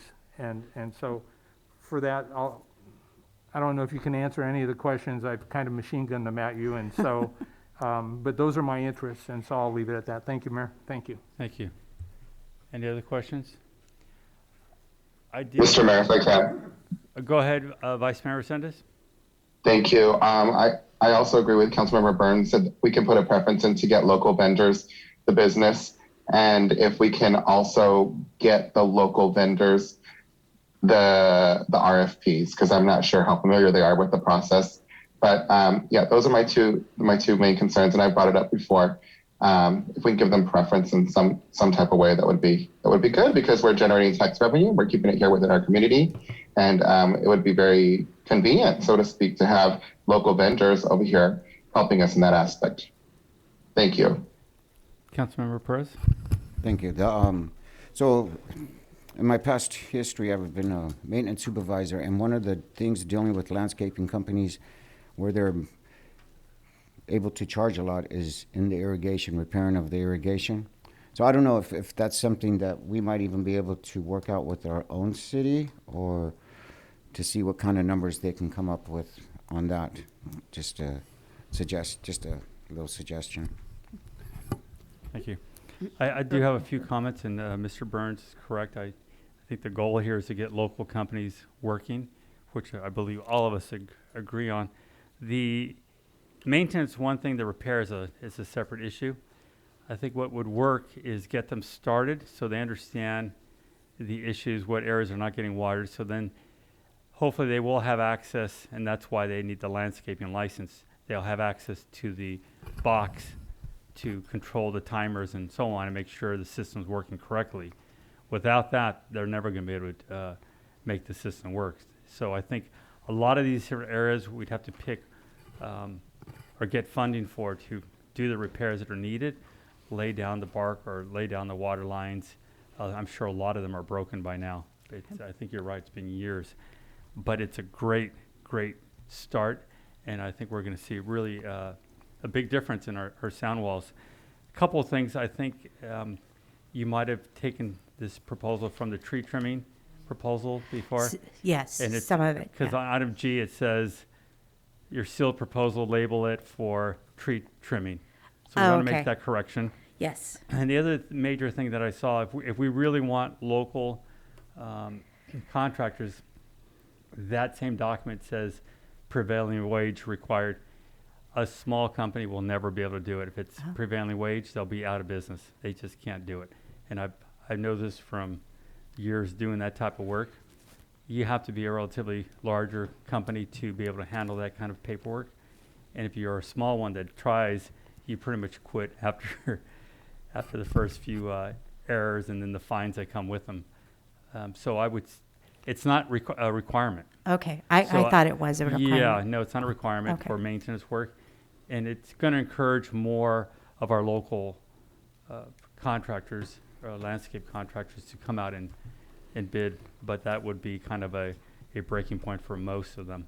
So if we can do that and then get them started, figure out what they're going to need to do the repairs, and I'm sure all of them would be happy to give us an idea of what it's going to take to repair a lot of those areas, and we can come back and look into that. So it's exciting. This is a big day. Follow-up, if I may? Go ahead, sir. So with this, are we looking for one company for, how many parks do we have now?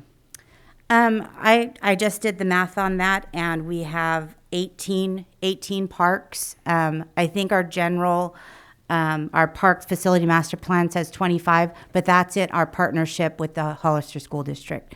So the city itself owns 18 parks with three new parks being developed. So a total of 21 parks. Lots of sound walls. I can't read it. I think it says 582,000 square feet of sound wall, which I have all the locations right here if you guys want to review it. And then all the parks and how many acres we have out there too. So we're just looking for one company, or we thought of splitting this up? The idea behind it, from just at staff meetings and just kind of gathering our thoughts, was a few landscapers, and I've already accumulated a list of landscapers, and they are local, so they've been reaching out. I guess they're kind of hearing through the grapevine that we were working on an RFP. So I have a list of around 5 landscapers that I can reach out to. And the idea is to have 2 or 3, or if we have more, but that's going to be a lot of contracts to kind of manage.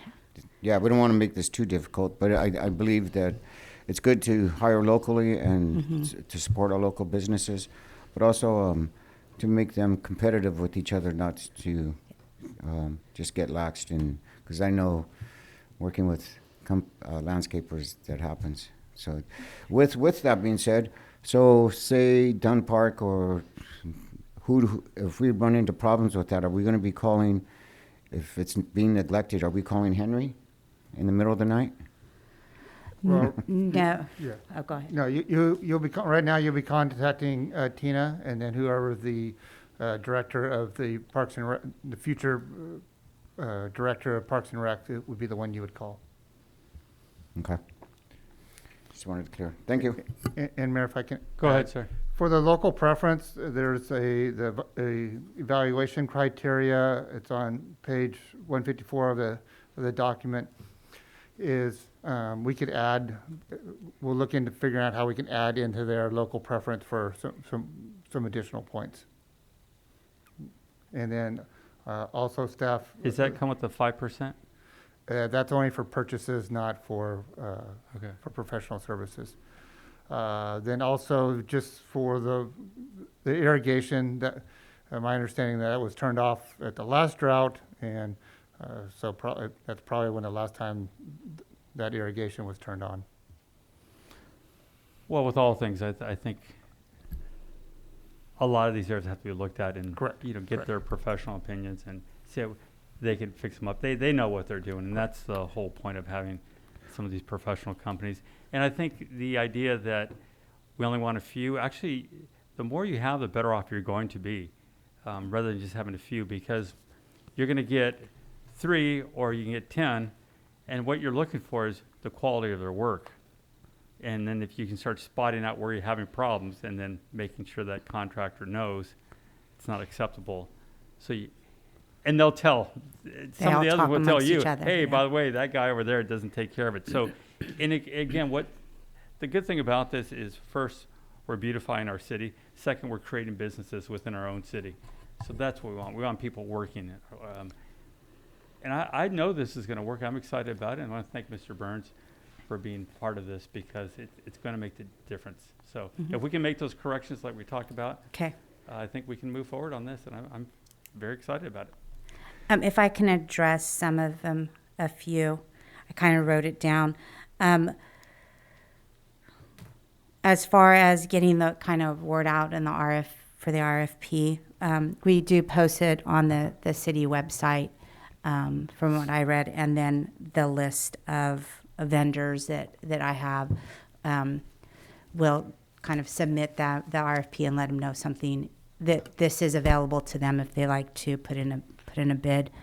The irrigation, and Brett maybe can help me out with this one, is if there was a broken irrigation line or some sort, I was under the understanding it would go to public works staff, kind of work on that part. Well, what we can do is we can work with whoever the contractor is, and then have them provide us a quote, and then we'll make that judgment. Their based on hourly that. rate. Well, actually, that's part of their assessment. When they come in and put a bid in, they should give you, they should go over all the irrigation system and give you a report on the whole system. Okay. All right. And they will need access to that system, otherwise it's going to fail. So Okay. put the responsibility onto them, give them the tools they need, and we should work out really well. Okay. And then I think we addressed all the other concerns in adding the information. Thank you. Councilman Burns? Thank you. So, I understand that we put it on the city website. Do we track the number of hits on the city website for things like this? Because my fear is, if it's only in Hollister, there might be other people that operate businesses and come here that might miss out on it. And Okay. again, all I can talk about our experience with Planet Bids was pretty strong, and I'd ask that you look at that. Okay. And I'm certainly not here to market Planet Bids, but there are certainly competitors in that arena as well, and I think to push that information out is really good, and even if it were an outside vendor that employed local residents, that's not a bad alternative either. So I really would like to see this get out to as many opportunities for as many people as possible. Okay. I think good, strong competition, we would benefit from it. And again, as the mayor alluded to,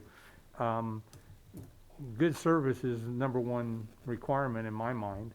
And, if you've got a lot of people competing, not only for the work, but once they're awarded the work, they're going, quality control is a critical element. And so for me, I just think it would be very helpful to get that out there to more people if we can. Thank you. Okay. Just to add, Mayor, we do, I believe it's called eBid, but we'll look at also the program that you're talking about. Just, the more you can reach out to people to get bids, the better. So that we'll look at whatever has been successful in other agencies also. Thank you. Perfect. Any other questions, comments from council? Yes, Mr. Mayor. Go ahead, sir. Thank you. It sounds like we're pretty much on the same page from what I can see about the points that were brought up tonight. I'd really like to see us vote on this tonight. I'm just wondering what's the most appropriate way for us to move forward. Can we adopt everything that was mentioned tonight and adopt and vote on this, or is it probably more appropriate to bring it back and put it on the consent agenda in a future meeting? No, I think we could vote on this. We had the changes. We talked about G, the labeling, prevailing wage not being a requirement, and as was mentioned, that they inspect the system, and so thank you, Mr. Resendez, because yeah, we want to be clear on this, and I think you wrote down. So you want to read off what we talked about, so we can add that in or make those corrections, so we can vote on this tonight. Team, I could give it a shot if you want me to. You're probably better at this than me. I'll let you do it. I have labeling, prevailing wage, not be a requirement, local preference, and assess irrigation as part of the quote. Right. Item G was changed it from the RFP, not for Yeah. tree trimming, but landscape maintenance. Under item G. Correct? And question for you, Jason, is are we allowed to have a preference on a RFP? Are you, Councilmember Perez, are you referring to a local preference? Yes. Yeah, there's some restrictions on that, but it's the type of thing that we can work into it and, Okay. and deal with. Just want to make sure. Okay. I think that covered everything. Mr. Burns, do you remember anything else? I'm good. I think it will incorporate the bidding, as Mr. Burns pointed out. Okay. Do we have any speaker cards on this item? I have no speakers, Mr. Mayor. All right. Is there a motion with those changes? So moved with the changes. There's a motion. Is there a second?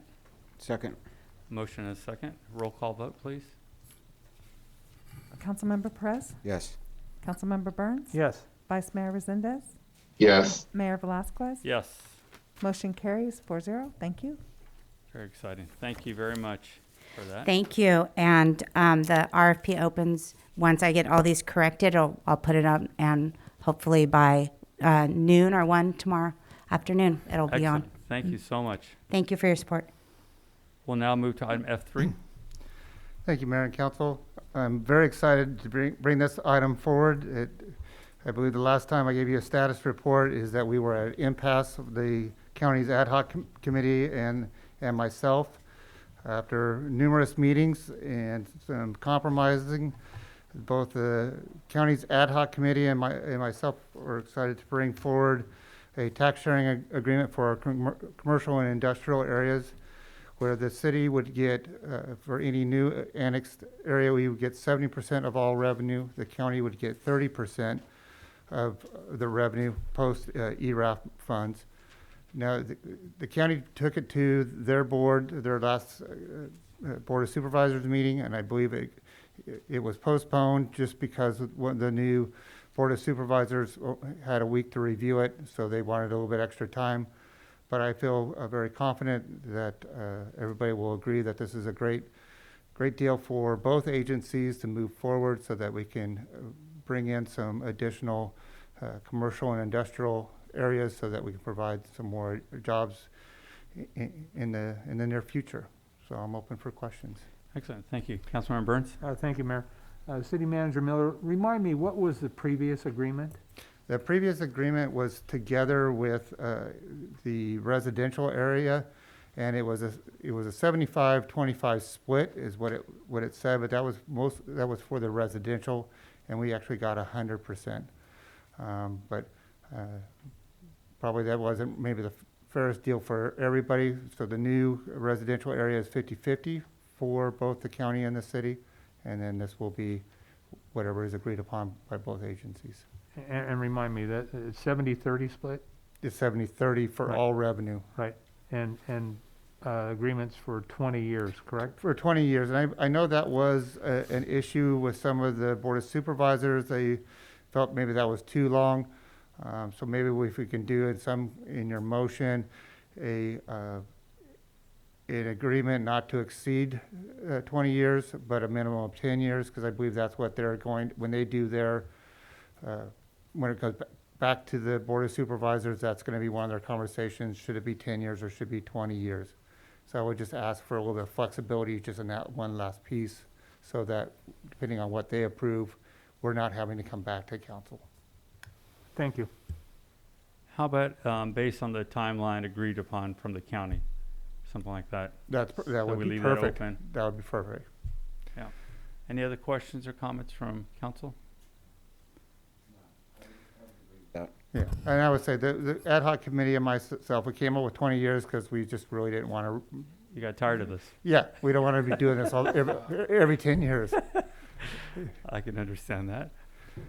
All right, do we have any speaker cards?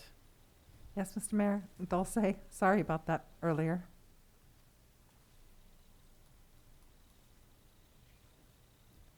Dulce, go ahead. Don't say it, oh, never mind. Yeah, can you hear me? Yes, we can. Oh, hi, good afternoon. I just want to add, thank you for bringing this forth. And we do have a few modifications, the 3 additions that were sent over. But hopefully once it goes to the board, we can get a final version and approved by all. But that was all from my end. Thank you. Okay. Do we know what? Yeah, Dulce, do you want to read off those 3 items? Yes, give me 1 second. Let me.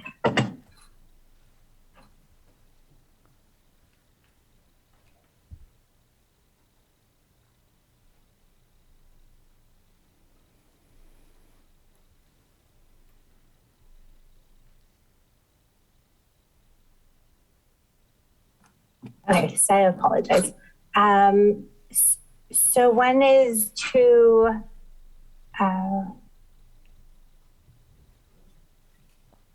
that the city agrees to share confidential tax information such as sales tax, TOT, and district tax for auditing purposes only, and the county agrees to follow confidentiality requirements and follow all applicable laws. The second one is a dispute resolution, and just that we both agree to certain terms to meet in good faith. And attorney had the specifics that were sent over. And then the third inclusion is. Don't say real quick, I'll add on that one. That was just, if there was any conflict, we agreed that we would meet with each other and try to iron that out first. Yeah, standard. Yeah. And then the last was just that if any applicable state laws change, we agreed we would come, if any, in the event that any state laws change, that we would agree to come together within 6 months or as closely as possible to address whatever law, to be in compliance with whatever laws that come in. Something along those lines. I don't have the exact. We got it. I understand. It's following state rules or federal rules. That would be part of the contract anyways. Correct. Yeah.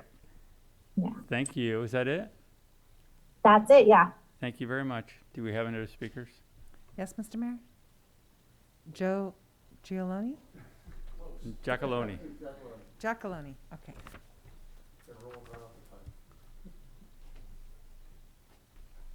Thank you, Mr. Mayor and fellow council members and staff. I couldn't pronounce my last name till I was in 3rd grade, so don't worry about it. My name's Joe Giacalone. I'm the managing partner for Hollister Research Campus. I attended the meeting with the supervisors and talked to the newest supervisor, Dirk. There's no one more excited about you guys voting on this and hopefully approving it tonight than me, because I've been working on this for 11 to 12 years now. But I feel that the main concern on the other side, and you guys are more than generous with what you've put together and the time that you guys have spent with the ad hoc committee, and trust me, they're as tired of it as you. I never thought I'd be saying this, but I'm going to ask you guys to defer the vote tonight.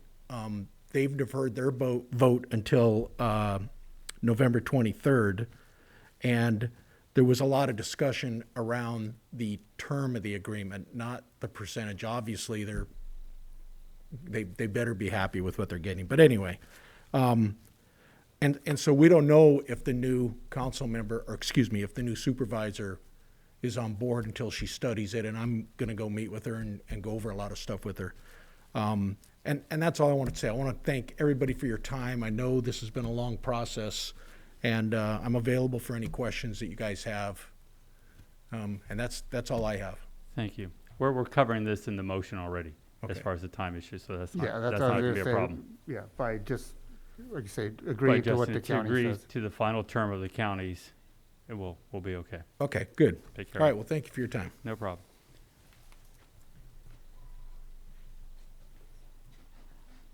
I have no more speakers, Mr. Mayor. Thank you. Any other questions, comments from council? Is there a motion with the change of the time frame based on the county's decision? So moved with revised language. There's a motion. Is there a second? Second. Motion and second. Roll call vote, please. Councilmember Perez, Yes.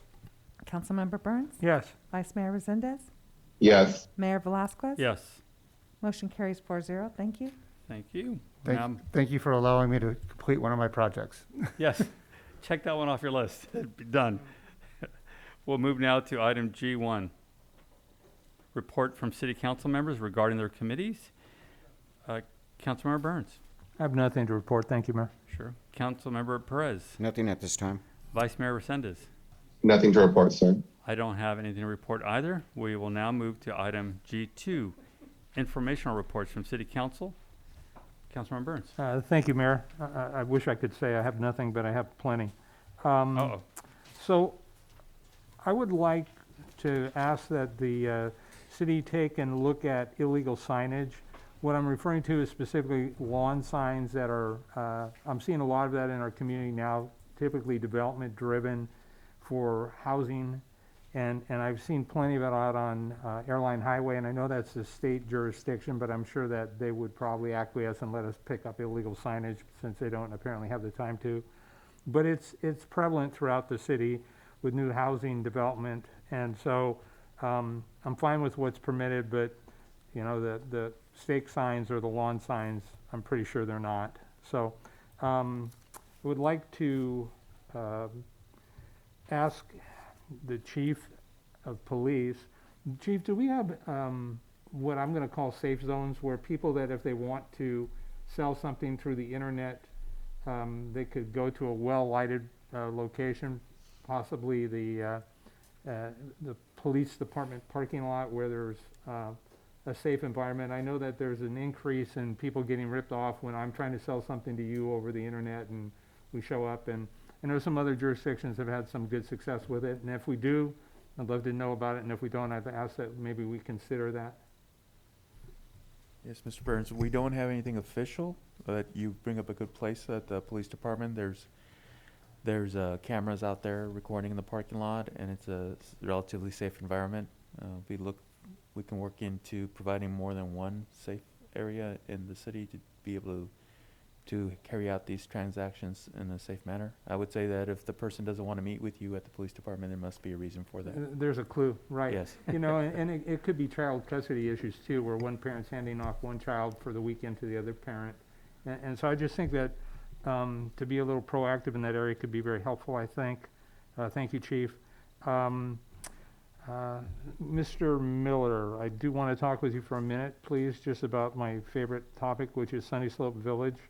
And I had the opportunity to walk out there this past weekend, and Beverly Drive is just inundated with leaves falling from the trees, which is to be expected, but the gutters are full of leaves. The rain, the storm drains are blocked on all areas that I saw, whether it be Beverly, Sunny Slope or Hillcrest and even Fairview. And so I'd ask that maybe we, I know that we're doing, and I'm very excited by the RFP that's coming forward, but that'll be in February. And I think that if we could get some people out, and I know that you know, more leaves will fall, and I'm not so concerned about those that are on the ground as much as I am on the sidewalk and in the gutter. And so if we could take a look at that, I would very much appreciate that. Let me just stop, just looking at Henry, we have the leaf trailer, right, that will pick up all the leaves? Yeah, we will get somebody on that. Thanks, and I know it's a, you know, it feels like a fruitless process simply because you go clean them up all, and by the time you're done, more are falling. And I know that the wind will take care of some of that, but it was pretty sloppy out there this weekend. Right, So, and if, on that note, if I can also just kind of, I mean, I can bring it up under mine, but to kind of remind landscapers that blowing leaves out into the street is against our municipal code, so just kind of. agreed. Thanks. I had the opportunity, I got a text this weekend from one of our former council members reporting some graffiti on walls, and I appreciate that he was proactive. He actually went out and took care of the problem. I sent you an email or a text, I don't recall. Correct. But I'm wondering, is there a hotline for people to report graffiti to, or how do we get city staff made aware so that we can deal with it in a fairly timely manner and not necessarily interfere with law enforcement? Because I know sometimes in graffiti there are messages, and I'm not clear on what that process is, but I would like to make it available to the community so Correct. that we know in the future. I'm looking out, Paul, because I believe we're probably a council meeting or two ahead of, or we're going to be, we have a program called Tyler 311, which will be allow citizens to use their phone or on the internet to make those, report those kind of items, and then it'll get routed to the correct individuals. So we're real close to rolling that out. I'll defer to Paul on that real quick. Yes, council members. Paul De Silva, IT Director. We are currently in the process of setting up that program, 311. So residents can actually get on the website, report graffiti, shopping carts, any other things that are kind of out there. And it'll get routed out to the appropriate departments to take care of. We are kind of just started internally testing that. I would think probably in the next couple of months or so we'll fine tune everything and then get it up where we can actually publicize it. We're also working on an app to go with that that'll run on an iPhone or Android. And it also ties into the Tyler 311 where you can actually take a picture, upload it, report, whatever the issue is, and it would tie into 311 to flow into the departments to handle. So we're in the process of taking. I can't tell you how excited I am to hear that. I know that works. I've worked in several places where they have similar type systems. It does present some staffing challenges sometimes, but I'm excited to hear about that. Thank you, Paul. Yeah, and apologize, it's taken a while. There's a lot of back-end stuff that needs to be tweaked for this to work correctly. So we don't want to just put it out there and have problems. So yeah, absolutely. Live that nightmare as well. So, City Manager Miller, I'd like to know about where we stand on Clower Park. Again, I was out there this weekend, and it says that there are signs that say that the park's going to be temporarily closed. Emphasis on the word temporarily, right? And that sign was posted on August 18th. That playground is nowhere near being used at this time. And I know that this has been an ongoing conversation for pretty much the year I've been on council now, and I know it preceded my arrival as well. And so I'm wondering, I know sometimes when we do road repairs, we say project funded by this, and this is what it's going to look like. I'm wondering if we could do something like that out at that park and any future park so that residents have some realistic expectations. Yeah. I'd always encourage us to overestimate versus underestimate. So, because I found in my life that it's better to underpromise than overpromise, and then it's better to overdeliver. Yeah, no, I think that's a great idea. We'll work with staff to get some kind of rendering or picture out there in a good estimated date. Thank you, I appreciate that. I think our community is gonna truly appreciate what we're proposing to do and what the city is gonna do. And sometimes quality work does take time and getting all the different vendors and the process moving forward. So I look forward to that very, very much.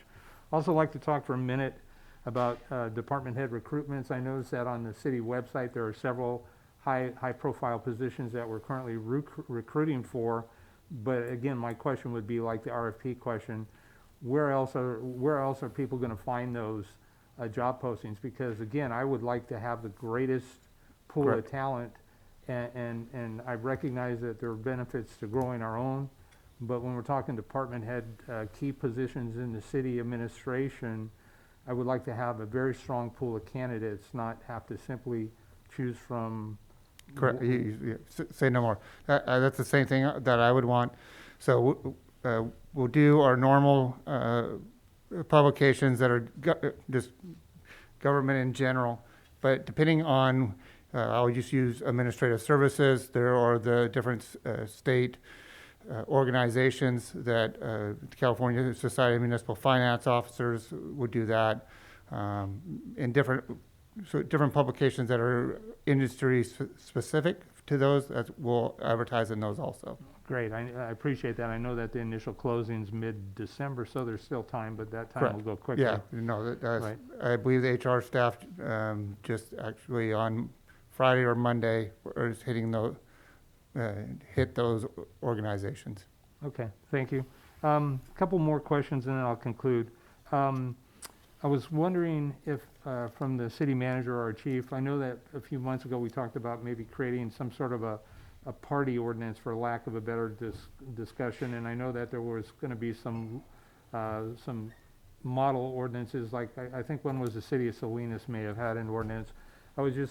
I don't really need an update now. I just don't want that to fall off our radar because we're going into the holiday season. We can give you an update. We're just fine tuning some different, as you go through it, you see something else you probably should change, and that's where we're at right now, just some minor tweaking. Okay. And my final question also involves the chief and you, Mr. Miller, and maybe the city attorney as well. Just when I thought I heard it all, I got a call over the weekend from one of my neighbors who had an individual that they didn't know park on their driveway without their permission, and when they came home, they couldn't park on their driveway. So I've had an off-camera conversation with the chief about this through email, and elements of it that the chief's assured me he'll look into. But my question now is, and I don't know the answer, but I understand that there's not a vehicle code that speaks to that, but I'm wondering if we could not consider maybe doing some research and looking to create maybe a muni code that would allow for me, if you park on my driveway and I don't know you and I don't give you permission and I want to park on it, to have the police department have the authority to come out and tow the vehicle at the registered owner's expense. Because as I understand it, or at least as it was perceived, was there is nothing the PD can do under those circumstances except run a registration check, call and see if they can locate an owner. But if I want to have the vehicle removed, it would be at my expense, and it just doesn't seem equitable to me. And so I would like for us to maybe look at if there is an option. I don't know. Well, I will say, the chief, it might be, just want to make sure, this is blocking their driveway, kind of on the sidewalk? No, you parked in your driveway, the physical driveway itself. That's not trespassing? The car is not trespassing. Oh, no. I guess true. No, it is a private property tow, and we don't have authority to do that. They do have, in this situation, they could have it towed off their own property, and they would be liable as far as expense. The tow company needs to be paid, and any liability as far as a lawsuit, I don't think they would, because they weren't supposed to be there. But I think Mr. Burns has a very good point. If the city so chose to have an ordinance that gave that authority in those situations, then that might be something that Jason and you may consider. But Yeah. the vehicle code is only applicable to public property, not private property. And this is one of those, you're kind of stuck in the middle. Right. I can sympathize with their frustration of having a vehicle they don't know who it belongs to on their property. No, I get it. It's one of those little quirky things. I've heard of this twice in my lifetime. Yeah, this is the first. Right. But maybe there is a solution. You know, the obvious solution is don't park in somebody else's driveway without their permission. But, you know, I'm not going to go into why or how I think that car got there, because I certainly have my opinions, but they'd only be my opinions. So Yeah, no, the chief and I will work on something that makes sense. Yeah. Thank you, and to council members' relief, I'm done. Thank you. That is interesting. Councilmember Perez. Yes. I'd like to first congratulate the LULAC 2021 recipients of the year, Sergeant Maria Davidson Spandry, veteran of the U.S. Air Force. Also, Buck Sergeant Joseph Lira, U.S. Army Air Corps. This has been the 28th annual LULAC breakfast that I was able to attend. Happy Veterans Day, belated to all our veterans. Thank you so much for your service and your sacrifices. And with that, you know, a lot of us work to achieve a certain goal in our life, and I'd like to see that the city recognizes Susan Gonzalez Brookshire. If you can recall that she actually made it to the Olympics as a softball player. I'm not sure which position. I'd like to see the city honor her for that, or recognize her somehow for that. What an accomplishment. Good job, Susan. Also, did anyone look into getting the lights on the trees downtown fixed, the ones that are hanging loose? We did? Good. Are they gonna come down to fix them, or what's theirs? Yeah, staff. Oh, staff's gonna do it? Cool, awesome.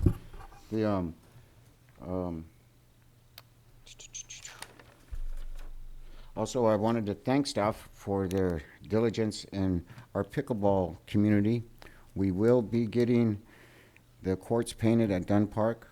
We ran into a couple of challenges, but again, the city staff, thank you, Henry, has overcome those and found another vendor. Speaking of staff, it's like, are we fully staffed at our city positions? No, we still, PD would be one of them. Finance department has some openings. We have the director positions that are open. I believe recreation has some openings. We have quite a few. And our maintenance department? We're not immune to the people that are just are not wanting to work right now. So we're trying to do our best to recruit them. Is that including our maintenance department? You have openings too, right, Henry? Yeah. Okay. So I'd like to encourage the city to not just get to work, but help make some money and clean up your city.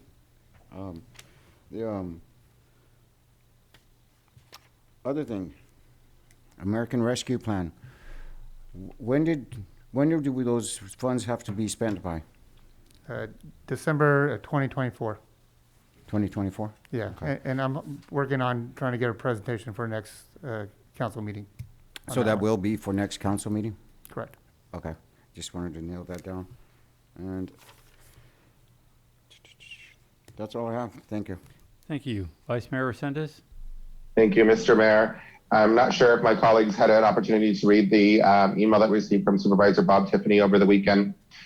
He is, and the other board supervisors have some concerns over the redistricting of congressional District 20. They want to essentially redistrict Hollister, I think San Juan Bautista, obviously, Greenfield, Soledad, into South Santa Clara County, and we would no longer have Jimmy Panetta as our representative.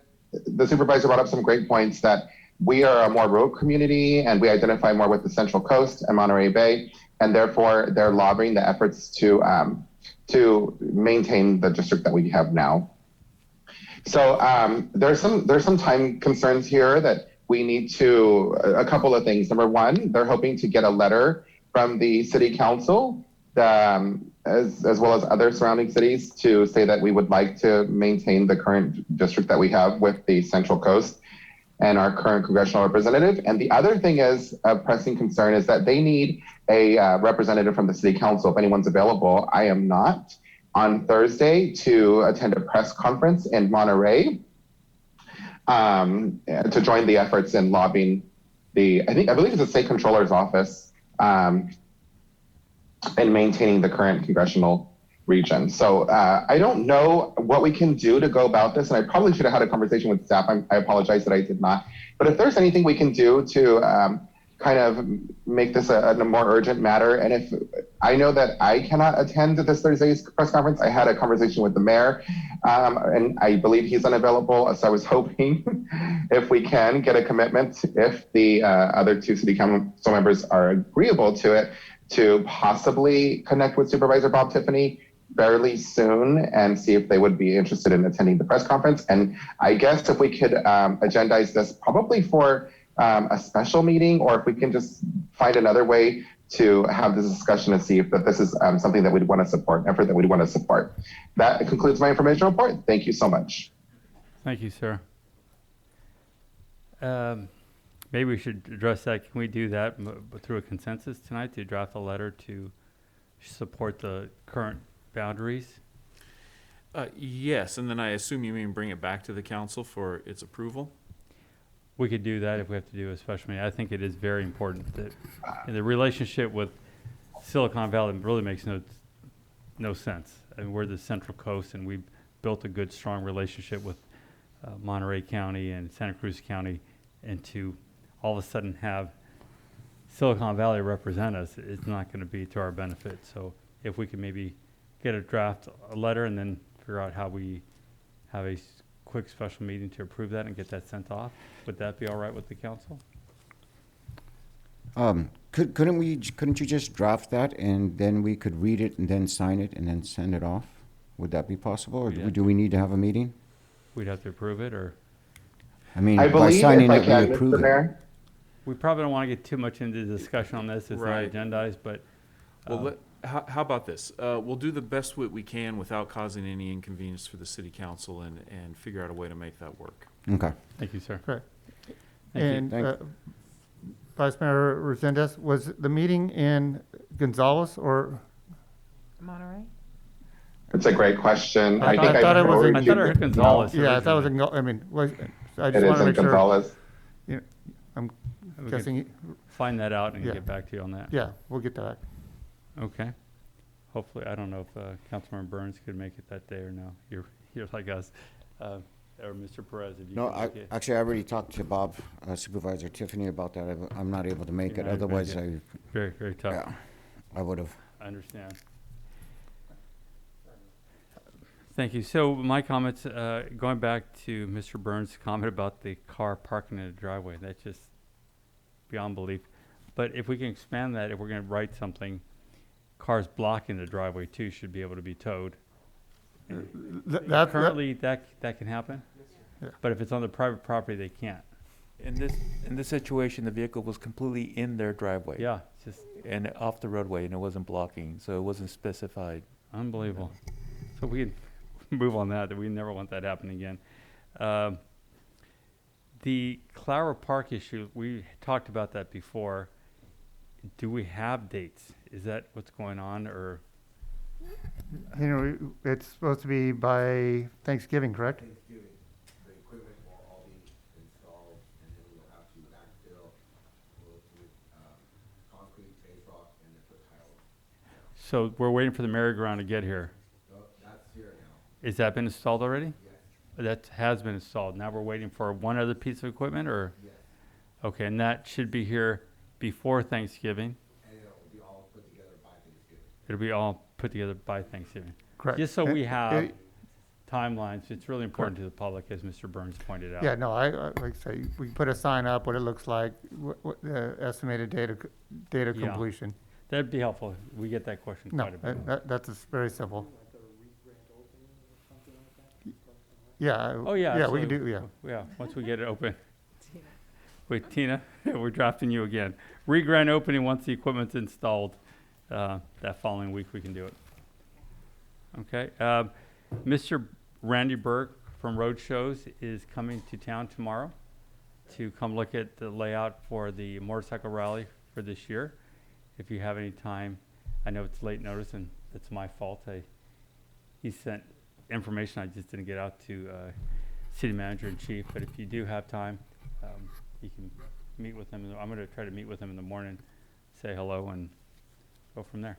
So, Actually, since this is gonna happen in District 1, I'd like to meet with him also. What time will he be come here? by. He's going to be coming to town. He said around 10 o'clock, so I'll call you as soon as he comes to town. Okay. Yeah, perfect. All right. I will be in attendance. And that's all I have. Go ahead, sir. I have one item. I don't know that it wouldn't fall under old business, but since I see none and it's not agendized, Sure. Can I bring Absolutely. it forward? Go ahead. I know that at our last regular scheduled council meeting, the fire department brought forward a request to submit a application for a grant for trauma equipment that they would need, and there was a conversation about how they had received some secondhand stuff from our local county sheriff's office, and I was wondering if the fire department could provide an update with that, and since it's not on the agenda, I don't know if it could happen tonight or if it's something that needs to be agendized. Correct. I will just have Fire Marshal Bedolla send an email to each council member where the status of that is. Okay. Okay. Thank you. Thank you. So. Those are good moves right there, Charlie. Thank you, sir. All right, city manager, Nothing to report at this time. city attorney, Thank you, no report. chief. Yes, Mr. Mayor, members of the council, thank you once more. Just wanted to report that with the work of Captain Petania, who's in the audience, and Supervisor Alyssa at the Animal Control Department, the shelter, they've come up with a plan to open on Saturdays. We're going to start in phases, so our plan is to, on the first and third Saturdays, to be open from 8 to 12 on those Saturdays, and every Wednesday open late till 7. And hopefully we can get more people to come down to the shelter and adopt the animals and carry out the business needs, the licensing and all that with the extended hours. Excellent. Perhaps you can get a flyer together and get it to us, and we could all start sharing that. We're going to be doing that. They're going to be advertising, but you're the first to know publicly. And then they're going to start publicizing starting in December, the first Saturday of December. So it'll be the first and third. We're going to try this out and see how this works out, and then we can report back to you to see how it's been doing. Excellent. Thank you. So, Chief, you're going to track actually numbers so that we know about visitors, and again, I very much appreciate the commitment on behalf of the police department and the animal control.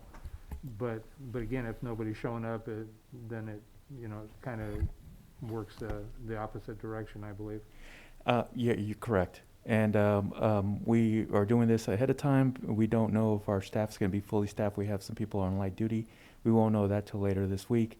But this is something that the staff wants to do this. She spoke to her staff members, and they see the potential benefit of this, so they're going to agree to this. And we'll keep tracking it. And if we need to expand it or reduce it, we'll come back to the council and provide the information for tracking all that. Great, thank you, Chief. I appreciate it very much, and thank your staff for us as well, please. Yeah, to add, I'm glad you brought that up, Councilmember Burns, because we did that with the payment center where we opened up early on at 7 and stayed late till 6 to give people more opportunities to come pay. We've started noticing that we just would get like 1 or 2 people coming in between 7 and 8, and the same thing in the afternoon or in the evening. So it was causing more of a staffing issue for the few that we were benefiting. So I appreciate you bringing that up. Thank you. When, All right, well, go ahead, sir. when you brought up light duty, so if we have city employees that are on light duty, would they be able to put in their light duty over there?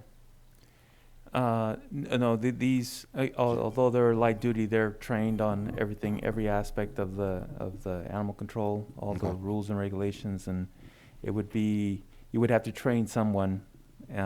What these employees have been training for months on, so it probably wouldn't work out. Wherever if you're on light duty, you usually assign light duty the department and the job title that you have. Thank you. Thank you. We'll go to City Clerk.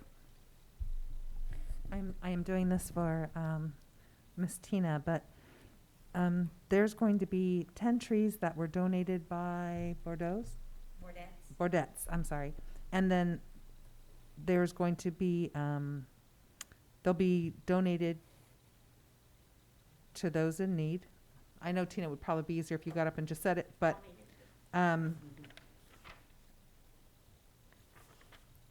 also that she wanted us to say Small Business Saturday, November 27th. You want to just come up, Tina? Volunteers, she needs volunteers to help with the day.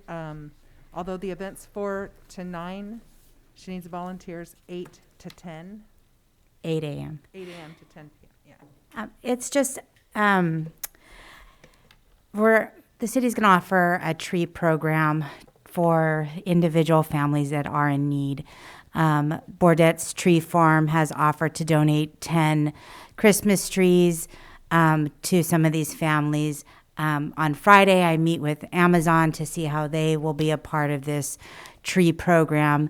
And then we've reached out to some of the high school clubs to see if they would like to decorate these trees. And if they know a family's in need, then we can help them get the tree to the families. So it's just a fun tree program. We're doing it the same day as our Christmas in the Park, another area to kind of light up some trees and have some lighting in the park. And we're just looking for support. We're looking for families, nonprofit groups, any organization that would like to kind of adopt this Christmas tree and give it to a family in need. Or if you guys know families in need, then let us know and we can work with some of the nonprofits that will be decorating the Christmas trees, and we'll get the tree to them too. And then we are looking for volunteers. I think we talked about it. Councilmember Burns has volunteered to be the Grinch. So we have one down, 20 more to go. So if you guys know of any organizations, groups that would like to, youth groups, volunteer. Key Club is a big supporter of recreation, along with the Hollister Kiwanis Club. But I think on this day, we're going to need a lot more. And we're the week of December 10th. I think if that's on a Monday, I don't recall. And I can't see December 13th. The week of December 13th, we're going to start decorating all of the park, the clubhouse. Then we'll move down to the park just to anticipate and get everyone excited for the event. So we're looking for volunteers throughout that whole week. Thank you. That's all I have. Thanks, Tina. And then I just want to do a quick update on the election. I'm hoping to have the results from the county by the 24th, because I believe they're taking it to their Board of Supervisors for ratification on the 23rd. Then I will hopefully get that on, if all goes well and that happens, I will have it on our council meeting for December 6th to be certified and ratified by us. And then we will hold a special meeting on December 13th. It should be pretty quick. It normally would be in an even number year, outgoing plaque for any outgoing members and incoming oaths. It's just going to be an incoming oath this time, so it shouldn't be too long of a meeting. But then afterwards, there'll be some refreshments if she chooses to have people come. Then we will have her seated at her first council meeting, December 20th. Thank you. And that's it. Thank you. Thank you. We will now move to item G3.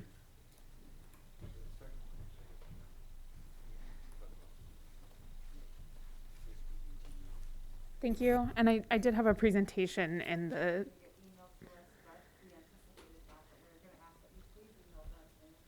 Okay, thank you. Do I have a clicker over here, or is it over there?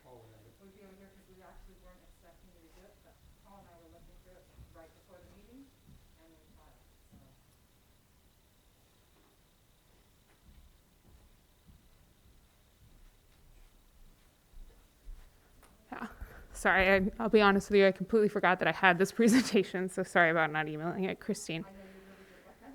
Yeah, I was like, I realized when I came in that I was like, I didn't email them the presentation, but I did attach it.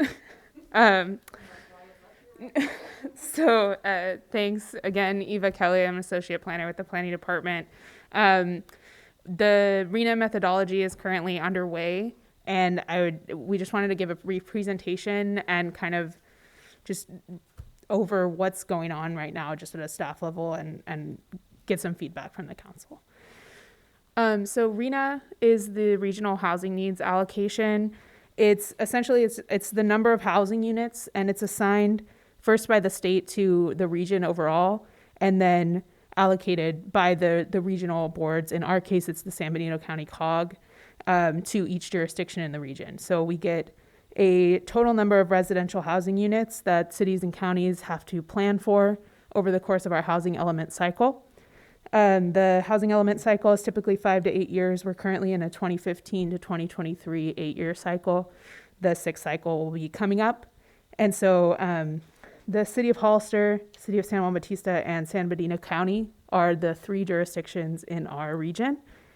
And the number that the State Department of Housing and Community Development, HCD, has provided to our region is 5,005 units. And it's really important to note that RENA is a number for planning purposes. It's not, you don't have to build 5,005 units. You don't even have to approve entitlements for 5,005 units, but you do plan for it in your housing element of your general plan. So when we get into our housing element cycle, once the RENA is allocated down to each jurisdiction, that'll be in our housing element that we'll be working on identifying those sites to meet this numbers. Ultimately, the numbers for each of our jurisdictions and throughout the whole state, but in our region, the numbers are decided by the San Benito County Council of Governments and then approved by the state. But COG staff is currently working with the cities and the county staff to provide input on the methodology that they're developing. And they'd like to bring the methodology for approval by the COG board in the next couple of months. They're talking this month, next month. There might have been a meeting last week actually with the COG board on this. It's on Thursday's meeting. It's this Thursday, okay. But they're working on the methodology, and staff is providing input at a staff level. And RENA does include, the 5,005 units includes market rate and affordable units within that total number. But that the splits haven't been determined yet. So we wanted to bring the discussion to the council tonight because there's some opportunity again for the city to provide input at a staff level towards the methodology. And as you guys are aware, we're in the process of updating our general plan now. And in particular, we've been talking about provision of services to the county and to fringe development and promoting infill and higher density housing during that process. And city staff, following the direction that we've heard about implementing policies in the new general plan, which require annexation of land prior to the provision of city services, like sewer in particular, to new development within our sphere of influence. And we're also increasing the density on a lot of the available land within our city limits and sphere of influence in our new general plan. And the sphere of influence itself, we're keeping it relatively the same as it currently is. So we're increasing density, increasing housing diversity. Those are the policies that we've been hearing in the direction that we're following right now as we draft our general plan. And so the kind of standard starting point that we've been talking about with COG staff for RENA methodology is based off of jobs and resiliency, and they have some kind of calculations that they do, and it's all state approved as far as the actual calculations and numbers. But there are some other things that can be taken into account towards this methodology. One in particular that we've been talking about is infrastructure, considering infrastructure availability as part of how they allocate these numbers to the different jurisdictions. And right now, in the rough state that we've seen, with jobs and resiliency, the county and the city are pretty equal economically, and so we're seeing about a roughly equal allocation of RENA between the city and the county as the methodology is kind of coming out right now in the draft form. And just San Juan Bautista, it's only getting a small portion, which is pretty standard due to their size and other factors that they have. They'll likely get about 150 units kind of regardless of how the methodology plays out. So it's really between the city of Hollister and the county where a lot of these units are going to be allocated to. And based on the state of the general plan background data that we've been working on just with our update, kind of separately from the RENA methodology, the city really has enough land as it's kind of already currently designated to meet the numbers that we're probably going to see getting about 50% of the RENA, without really needing to make major changes to kind of promote these higher densities and things like that we're seeing. So staff has been thinking about and kind of discussing with COG staff and the other staff from the other jurisdictions about the possibility of the city of Hollister kind of having the methodology take into consideration some things that would have the city of Hollister actually take on more of the RENA percentage. Because, and we really want to get your feedback on this and we're making this based on that kind of direction that we've been hearing, and particularly about infrastructure and the sewer availability, which, as you guys are aware, the sewer for the entire region for the vast majority of the urban development comes from the city of Hollister. And we're also, as you guys are also aware, talking about also providing sewer services to the city of San Juan Bautista as well. So staff believes, and we believe that we're following kind of the direction we're hearing, but we think that the city taking on some more of the RENA would firstly help alleviate some of the pressure that the county feels for meeting their own RENA numbers, and would help alleviate some of that fringe development pressure that they feel and that we also feel, because they wouldn't have to plan for higher densities because they'd have a little bit lower number. We also talked about having the methodology, including the anticipated growth, which comes from AMBAG projections. So any of the growth that's anticipated in our sphere would, instead of going to the county where it's currently undeveloped county, we would take those numbers, because we're talking about requiring annexation if they propose development in the sphere. So we would ultimately, when that developed, in theory, following our new general plan, we would be taking that in. So we should have those numbers. And then the city taking on more RENA would also allow us to kind of further proposing increased density on the vacant and underutilized parcels that we have in the city. So that when development does come through, it'll be the types of development that we're hearing that the city wants and needs. Again, ultimately, the decision isn't in our control. The COG board will first vote on the methodology, and then it goes to the state for the ultimate approval. However, we're kind of on the first step of implementing some of those policy directions that we're hearing in the general plan. So even though our general plan isn't updated and isn't adopted yet, this is a really big step, because the housing element will be something we'll be coming back to and starting on once we get these numbers.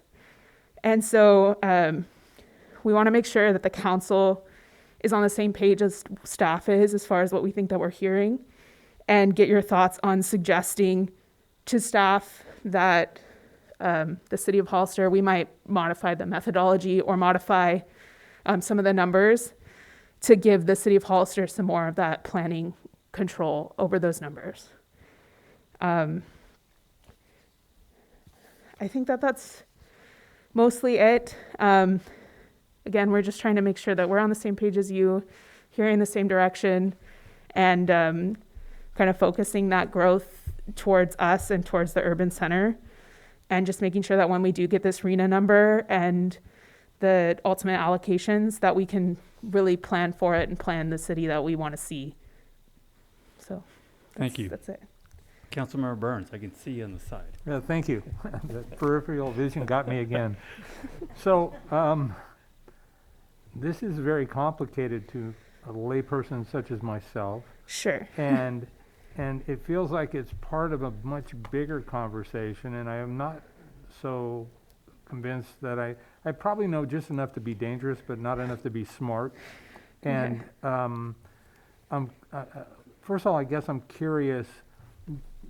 As I understand it, Governor Newsom recently signed, I think it was maybe Senate Bill number 9, and it had something to do with taking and making smaller lots or allowing for multiple units on smaller parcels, and or turning single-family residences into duplexes and sites that could potentially become fourplexes or 2 duplexes. Is very confusing to me. Right. But I don't know if that has any influence on what you've just recently or just now reported on, and if that's a factor that you're taking into consideration, or if that's a separate conversation. So it's separate, but I mean, as with anything in planning, it all kind of relates back to the general plan and to the housing element, right? But so SB 9 is newly implemented. It goes into effect January 1st. It will allow any single family lot to build a duplex, and it will allow any single family lot that's zoned single family to be split into 2 lots, and then you can actually build a duplex on both of those lots. So it's something that we would take into consideration in kind of the detailed nuances as we're going through our housing element, anticipating, say, 1 out of every 50 single family lots might do that or something in the city. And then we would say that those are going to be some of the units that we're planning for and anticipating in the growth. But as far as kind of this conversation, it's a little premature. That's more nuanced details that I think we would take into when we already have our number. Say we get 3,000.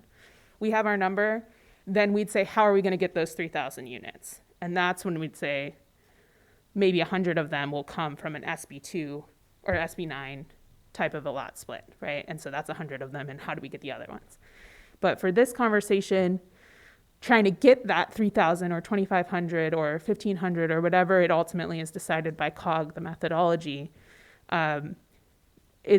this conversation is about, from a staff level and from what we can, there's only 3 jurisdictions, so I think COG staff and hopefully the COG board really does take into consideration the jurisdiction's thoughts. We're not LA with 50 jurisdictions that have to get fairly allocated, and there's a big discrepancy between really wealthy areas, really poor areas.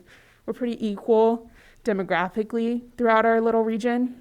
And so this conversation is about if the city takes on more of those numbers through approved state methodology, which includes infrastructure consideration. You can't just say we want to take it or we don't want to take it, right? There's certain calculations that they all do, and COG has consultants on board doing these numbers for them. But we're saying we provide the infrastructure, we're doing our general plan update, and we're really looking to annex urban development into the city. We want to focus development into the urbanized core, into the annexed areas. None of the unincorporated development is something that, from our general plan policies that we're working on in our draft form, is what we're trying to get away from. And so if we take on more numbers, that'll give us the opportunity the county will have less numbers, so they won't have as much pressure to develop those urban areas to meet their numbers. And then because there's benefits to meeting numbers, by the state. If you meet all of your low income, they kind of, you can get out of the SB 35 expedited processing of certain things and things like that. So the state wants people to meet their numbers, and people want to meet their numbers, though most aren't.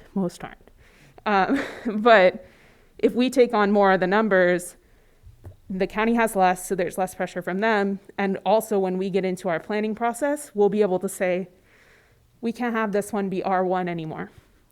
We need this empty land to be R3 or R4 because we have to meet our numbers in our housing element. So it gives us that opportunity to really look in and dig in to the vacant land and underutilized land in the city and increase those densities.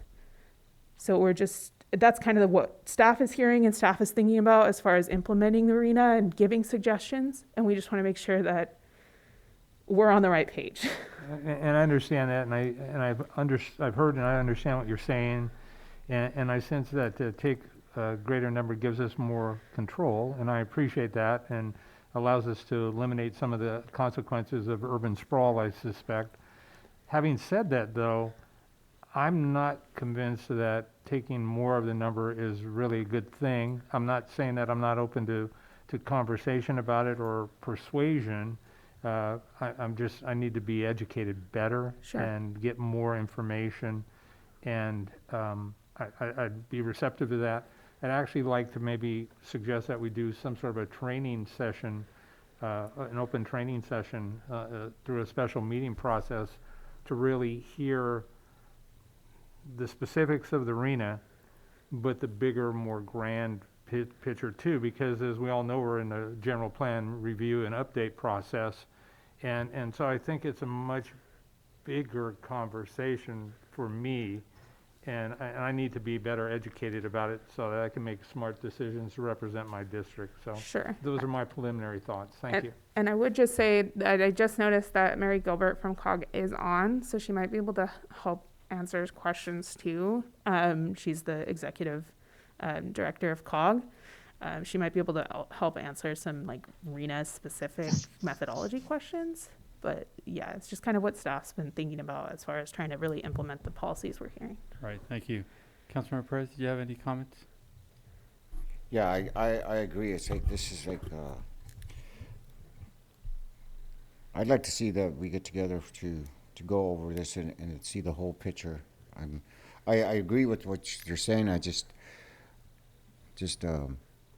think this is something we should, I'd like to see a little bit more.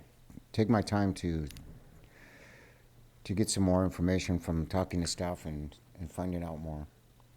But yeah, so I mean, I could see how we're going to take, SBC will take less pressure for the fringe development. So does that mean that we receive that pressure? So there's just a lot of questions, and this presentation has just generated so many more questions in my mind. But yeah, that's all I have. Thank you. Vice Mayor Resendez, do you have any comments? Thank you, Mr. Mayor. Yeah. I'm on board with the other two council members as far as getting some more information, possibly having like a special meeting. I'd like to hear from Mary Gilbert from COG. I think she's on the line. And then I'm just wondering, Ms. Eva Kelly, Yeah. is this a strategy that other cities have done before? This is the first time I've ever heard of it, and I'm definitely open to the idea. I'd love to, again, hear from you and the staff more about how you came up with this idea. Is this something that's worked with other cities, or, I'm just curious as far as that goes. Sure. So I can kind of speak to that. And I will preface this with, this will be my first RENA round as well as Amber Cameron. So we'll be kind of learning this together. I mean, I understand the RENA methodology, but I haven't gone through the actual housing element planning. However, it really depends. One of the COGs that I was looking at, well, I guess it's not COG, but ABAG, which is we're in AMBAG, but ABAG is like the Silicon Valley and the Bay Area, and they're a region who gets a number, and they have to do, Marin County, Santa Clara County, San Francisco, and they have to give it to every single jurisdiction in all of those counties. And I was looking at briefly their fifth cycle, which was the previous cycle, and one of their methodological focuses was putting the growth that was anticipated in the spheres, and they had actually laid out, because there was a few jurisdictions who they didn't do that for, but for the majority of their jurisdictions, they gave the sphere of influence growth that was anticipated in the spheres of like the cities to the cities. So that instead of their respective counties. So focusing on incorporated growth, and that's an accepted methodology. I don't know where the numbers would actually come out, if we're going to come out with 96% or, 60. It'll probably be closer to like 60, 70% maybe. I still think the county, regardless of what methodology, because we're so similar demographically, they're still going to get RENA, you know, they're still going to get 1,500, 1,600 of the units, but the city might take on 27 or 2,800 of the units as opposed to like 2,350 and 2,300, you know, a really even split, which means the county also has to plan for that development in their housing element, even though, again, it is planning, it's not entitling. I don't know if that helped at all. Yes, it did. And I've got another question. Has the county been involved or the staff been involved in any of these conversations? Yes, so we've had 2 meetings and it's moving really fast. The state was really delayed in giving everyone RENA because of COVID, but we're still on the same deadlines and COGS are still on the same deadlines. But San Benito County got their RENA, the 5,005, in October. So staff has had 2 meetings and we've met with all 3 jurisdictions, and COG staff have been at both of those meetings. Okay, and then I just want to say, I think that you guys have done an excellent job, and I think that you have got a good pulse on how the council feels, how the public feels, and the general plan committee feels as well. So I have faith in you guys, and I'm looking forward to furthering the conversation. But I think this is a conversation that we need to or a decision we shouldn't take lightly, and I'm looking forward to having more information given to us. So yeah, thank you so much. Appreciate it. Thank you, sir. I do have comments on this whole deal because it's been frustrating me for so many years. We've been overachievers as far as these numbers in our community, way overachieving, and then we're always expected to do more. The former captain of the CHP said it best a few years back when he said, there should be no more developments approved until Highway 25 gets fixed. Since then, many other developments have been approved, both the city and the county. We are headed for disaster in our community, and I'm not exaggerating here. I really mean this. As far as traffic getting in and out of our community, it is going to get really bad. Here's why. I was just in a meeting the other week, and sorry, I forgot to, it was this, through an update from Caltrans. The new update on Highway 25 is a good 10 plus years because of new requirements on the environmental studies and some of the other rules that are being implemented that is going to delay the project even longer. Although COG, and we're pushing and going to fight hard to keep pushing that timeline down. But that gives you an idea. The county has approved several thousand units. We have several, I think a couple of 1,500 or something. We're in trouble. Those units are coming. The reason we got into so much trouble is because developers were coming to our community and insisting on building single-family homes in different areas and not ever looking at the fact that our community needed more multifamily housing and affordable housing. And because both the county and city kept approving these, we put ourselves into a jam. Now, some people might think that more higher density is even worse, but actually it's not. What happens with higher density is our local community can afford more of those units. Therefore, it doesn't create as much, the population increases, but not by the numbers it does with the single family homes. You know, you buy a single family home for $800,000, $900,000, you're probably coming from Silicon Valley where you sold a unit and you have the dollars to do it. We need housing for our own community first, and this has been a big problem of us, of our planning, our decision making locally. We can change that by demanding that each new development have a high 50% or more density as far as multifamily surrounded by single family. So again, we're providing housing for our community.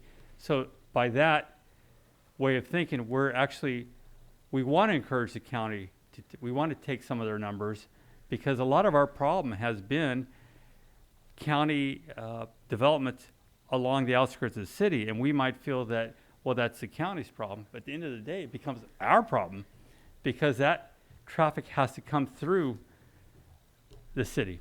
Now, one of the things I tell people about some of this, why I was so in fear of the rate of growth, was once I started understanding the numbers to fix our highways. And when I found out, did some calculations several years back, and I realized it was going to be $300 to $400 million to fix Highway 25.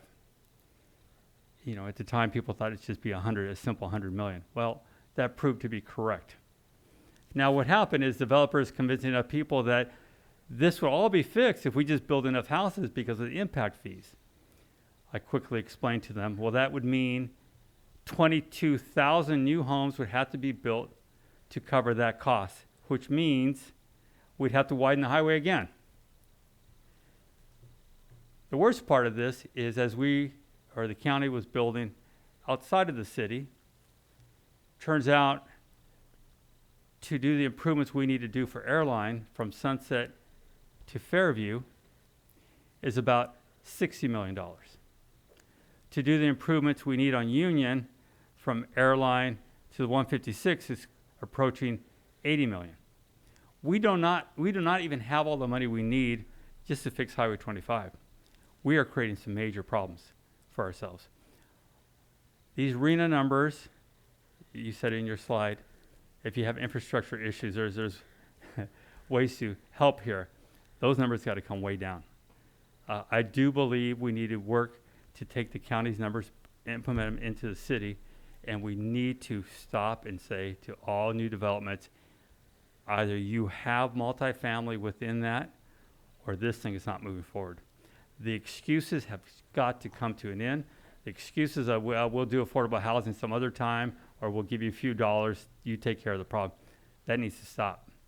It needs to stop right now, both at the city and the county, or we're going to push our entire community outside of their own homes, and just end up with more and more traffic. So this, and I agree with Mr. Burns and Mr. Perez and Mr. Resendez, we need to have a good sit-down talk about this to understand the past numbers, how we were overachieving, and now what's going to happen with these other numbers. And it's like, look, I came in first place. Well, great, you got to do more.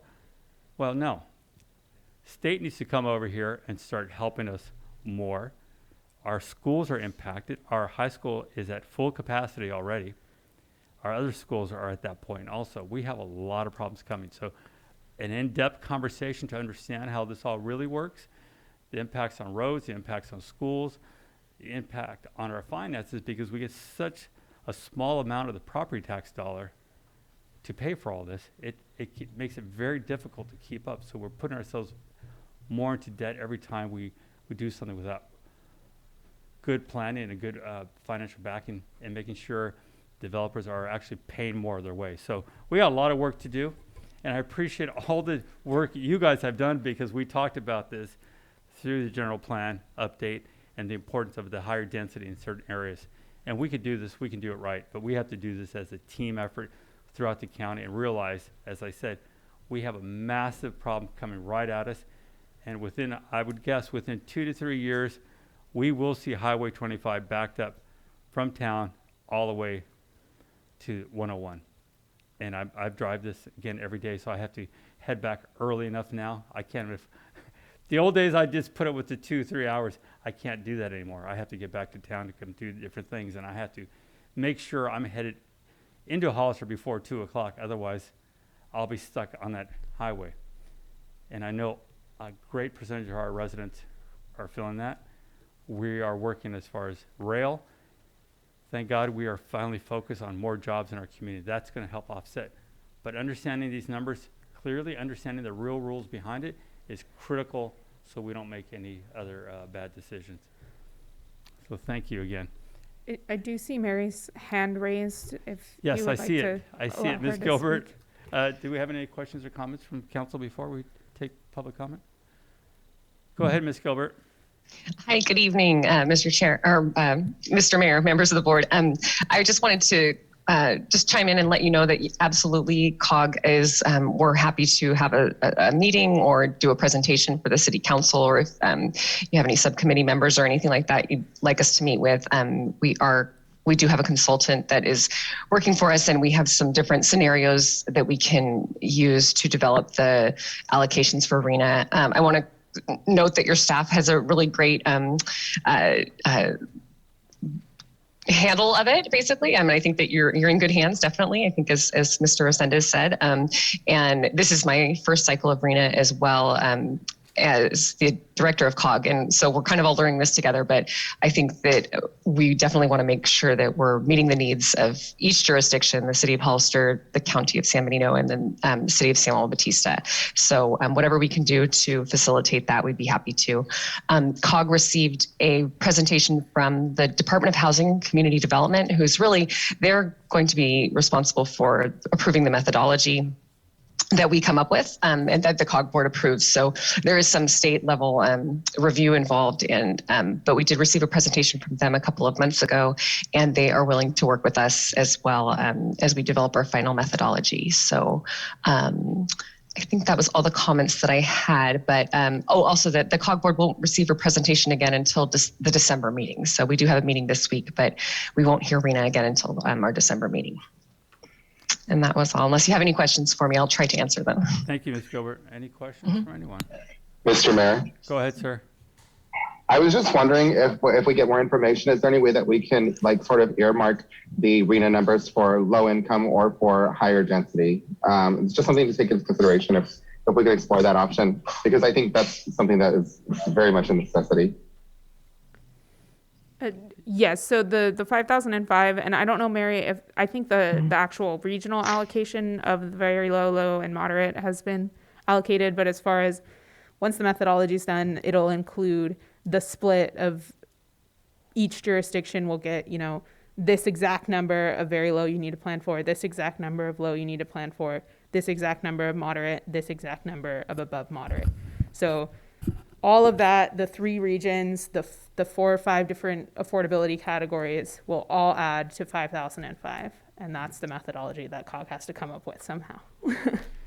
That's right, yeah. And there are certain factors that the state has set that we have to kind of look at. And so we did a survey earlier in the summer, and we're using that information that we got from the local jurisdictions and the survey results to kind of craft our methodology of what factors maybe made sense. So, in Monterey and Santa Cruz County, they're looking at certain things, and then we're looking at others here in San Benito County to make sure that we're meeting the specific needs of this area. Thank you. I do want to say thank you guys. You guys give me the confidence that we'll get this done right. You really do, and I'm not just saying that. I've been so impressed with all your work. And the strange thing is, with the state change of not or allowing the higher density, even single family, that's really, at the end of the day, is what's finally going to help us.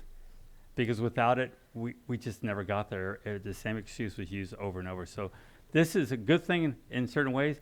We just need to understand those RENA numbers from the past, current, and what we can do because of our current infrastructure. Sure. And I'll just add that I'm confident that regardless of whether we kind of use the similar methodologies to the 5th cycle and the city and the county have similar numbers, or whether we kind of end up getting a little bit more numbers because of the methodology that is chosen and recommended, I'm confident that we'll be able to implement those policies in our housing element update that we do. And at least from a city perspective, we'll be pushing towards higher density, infill. Those are the things that we're seeing in the rest of our general plan, and that's what we'll be changing the land use to match with whatever number we get. Thank you. Do we have any other speakers? No? All right. Well, thank you so much for that update. Thank you so much. And we'll move with COG at their speed, but we'll try and get you as much information as we can and make sure that we're moving in the right direction from what we can recommend. Thank you. H, I, J, and K, we have no business, but there's been a request to adjourn in the memory of Dean Judd. Dean was part of our Airport Advisory Commission. First was appointed in 1997 through 2003, and then again reappointed 2011 and served through 2019. He passed away recently, and we would like to adjourn in his honor. Is there a motion? So moved. Is there a second? Motion and second. Roll call vote? Councilmember Perez, Yes. Councilmember Burns, Yes. Vice Mayor Resendez, Yes. Mayor Velasquez. Yes. Thank you. Motion carries 4-0. Thank you, everyone, and good night.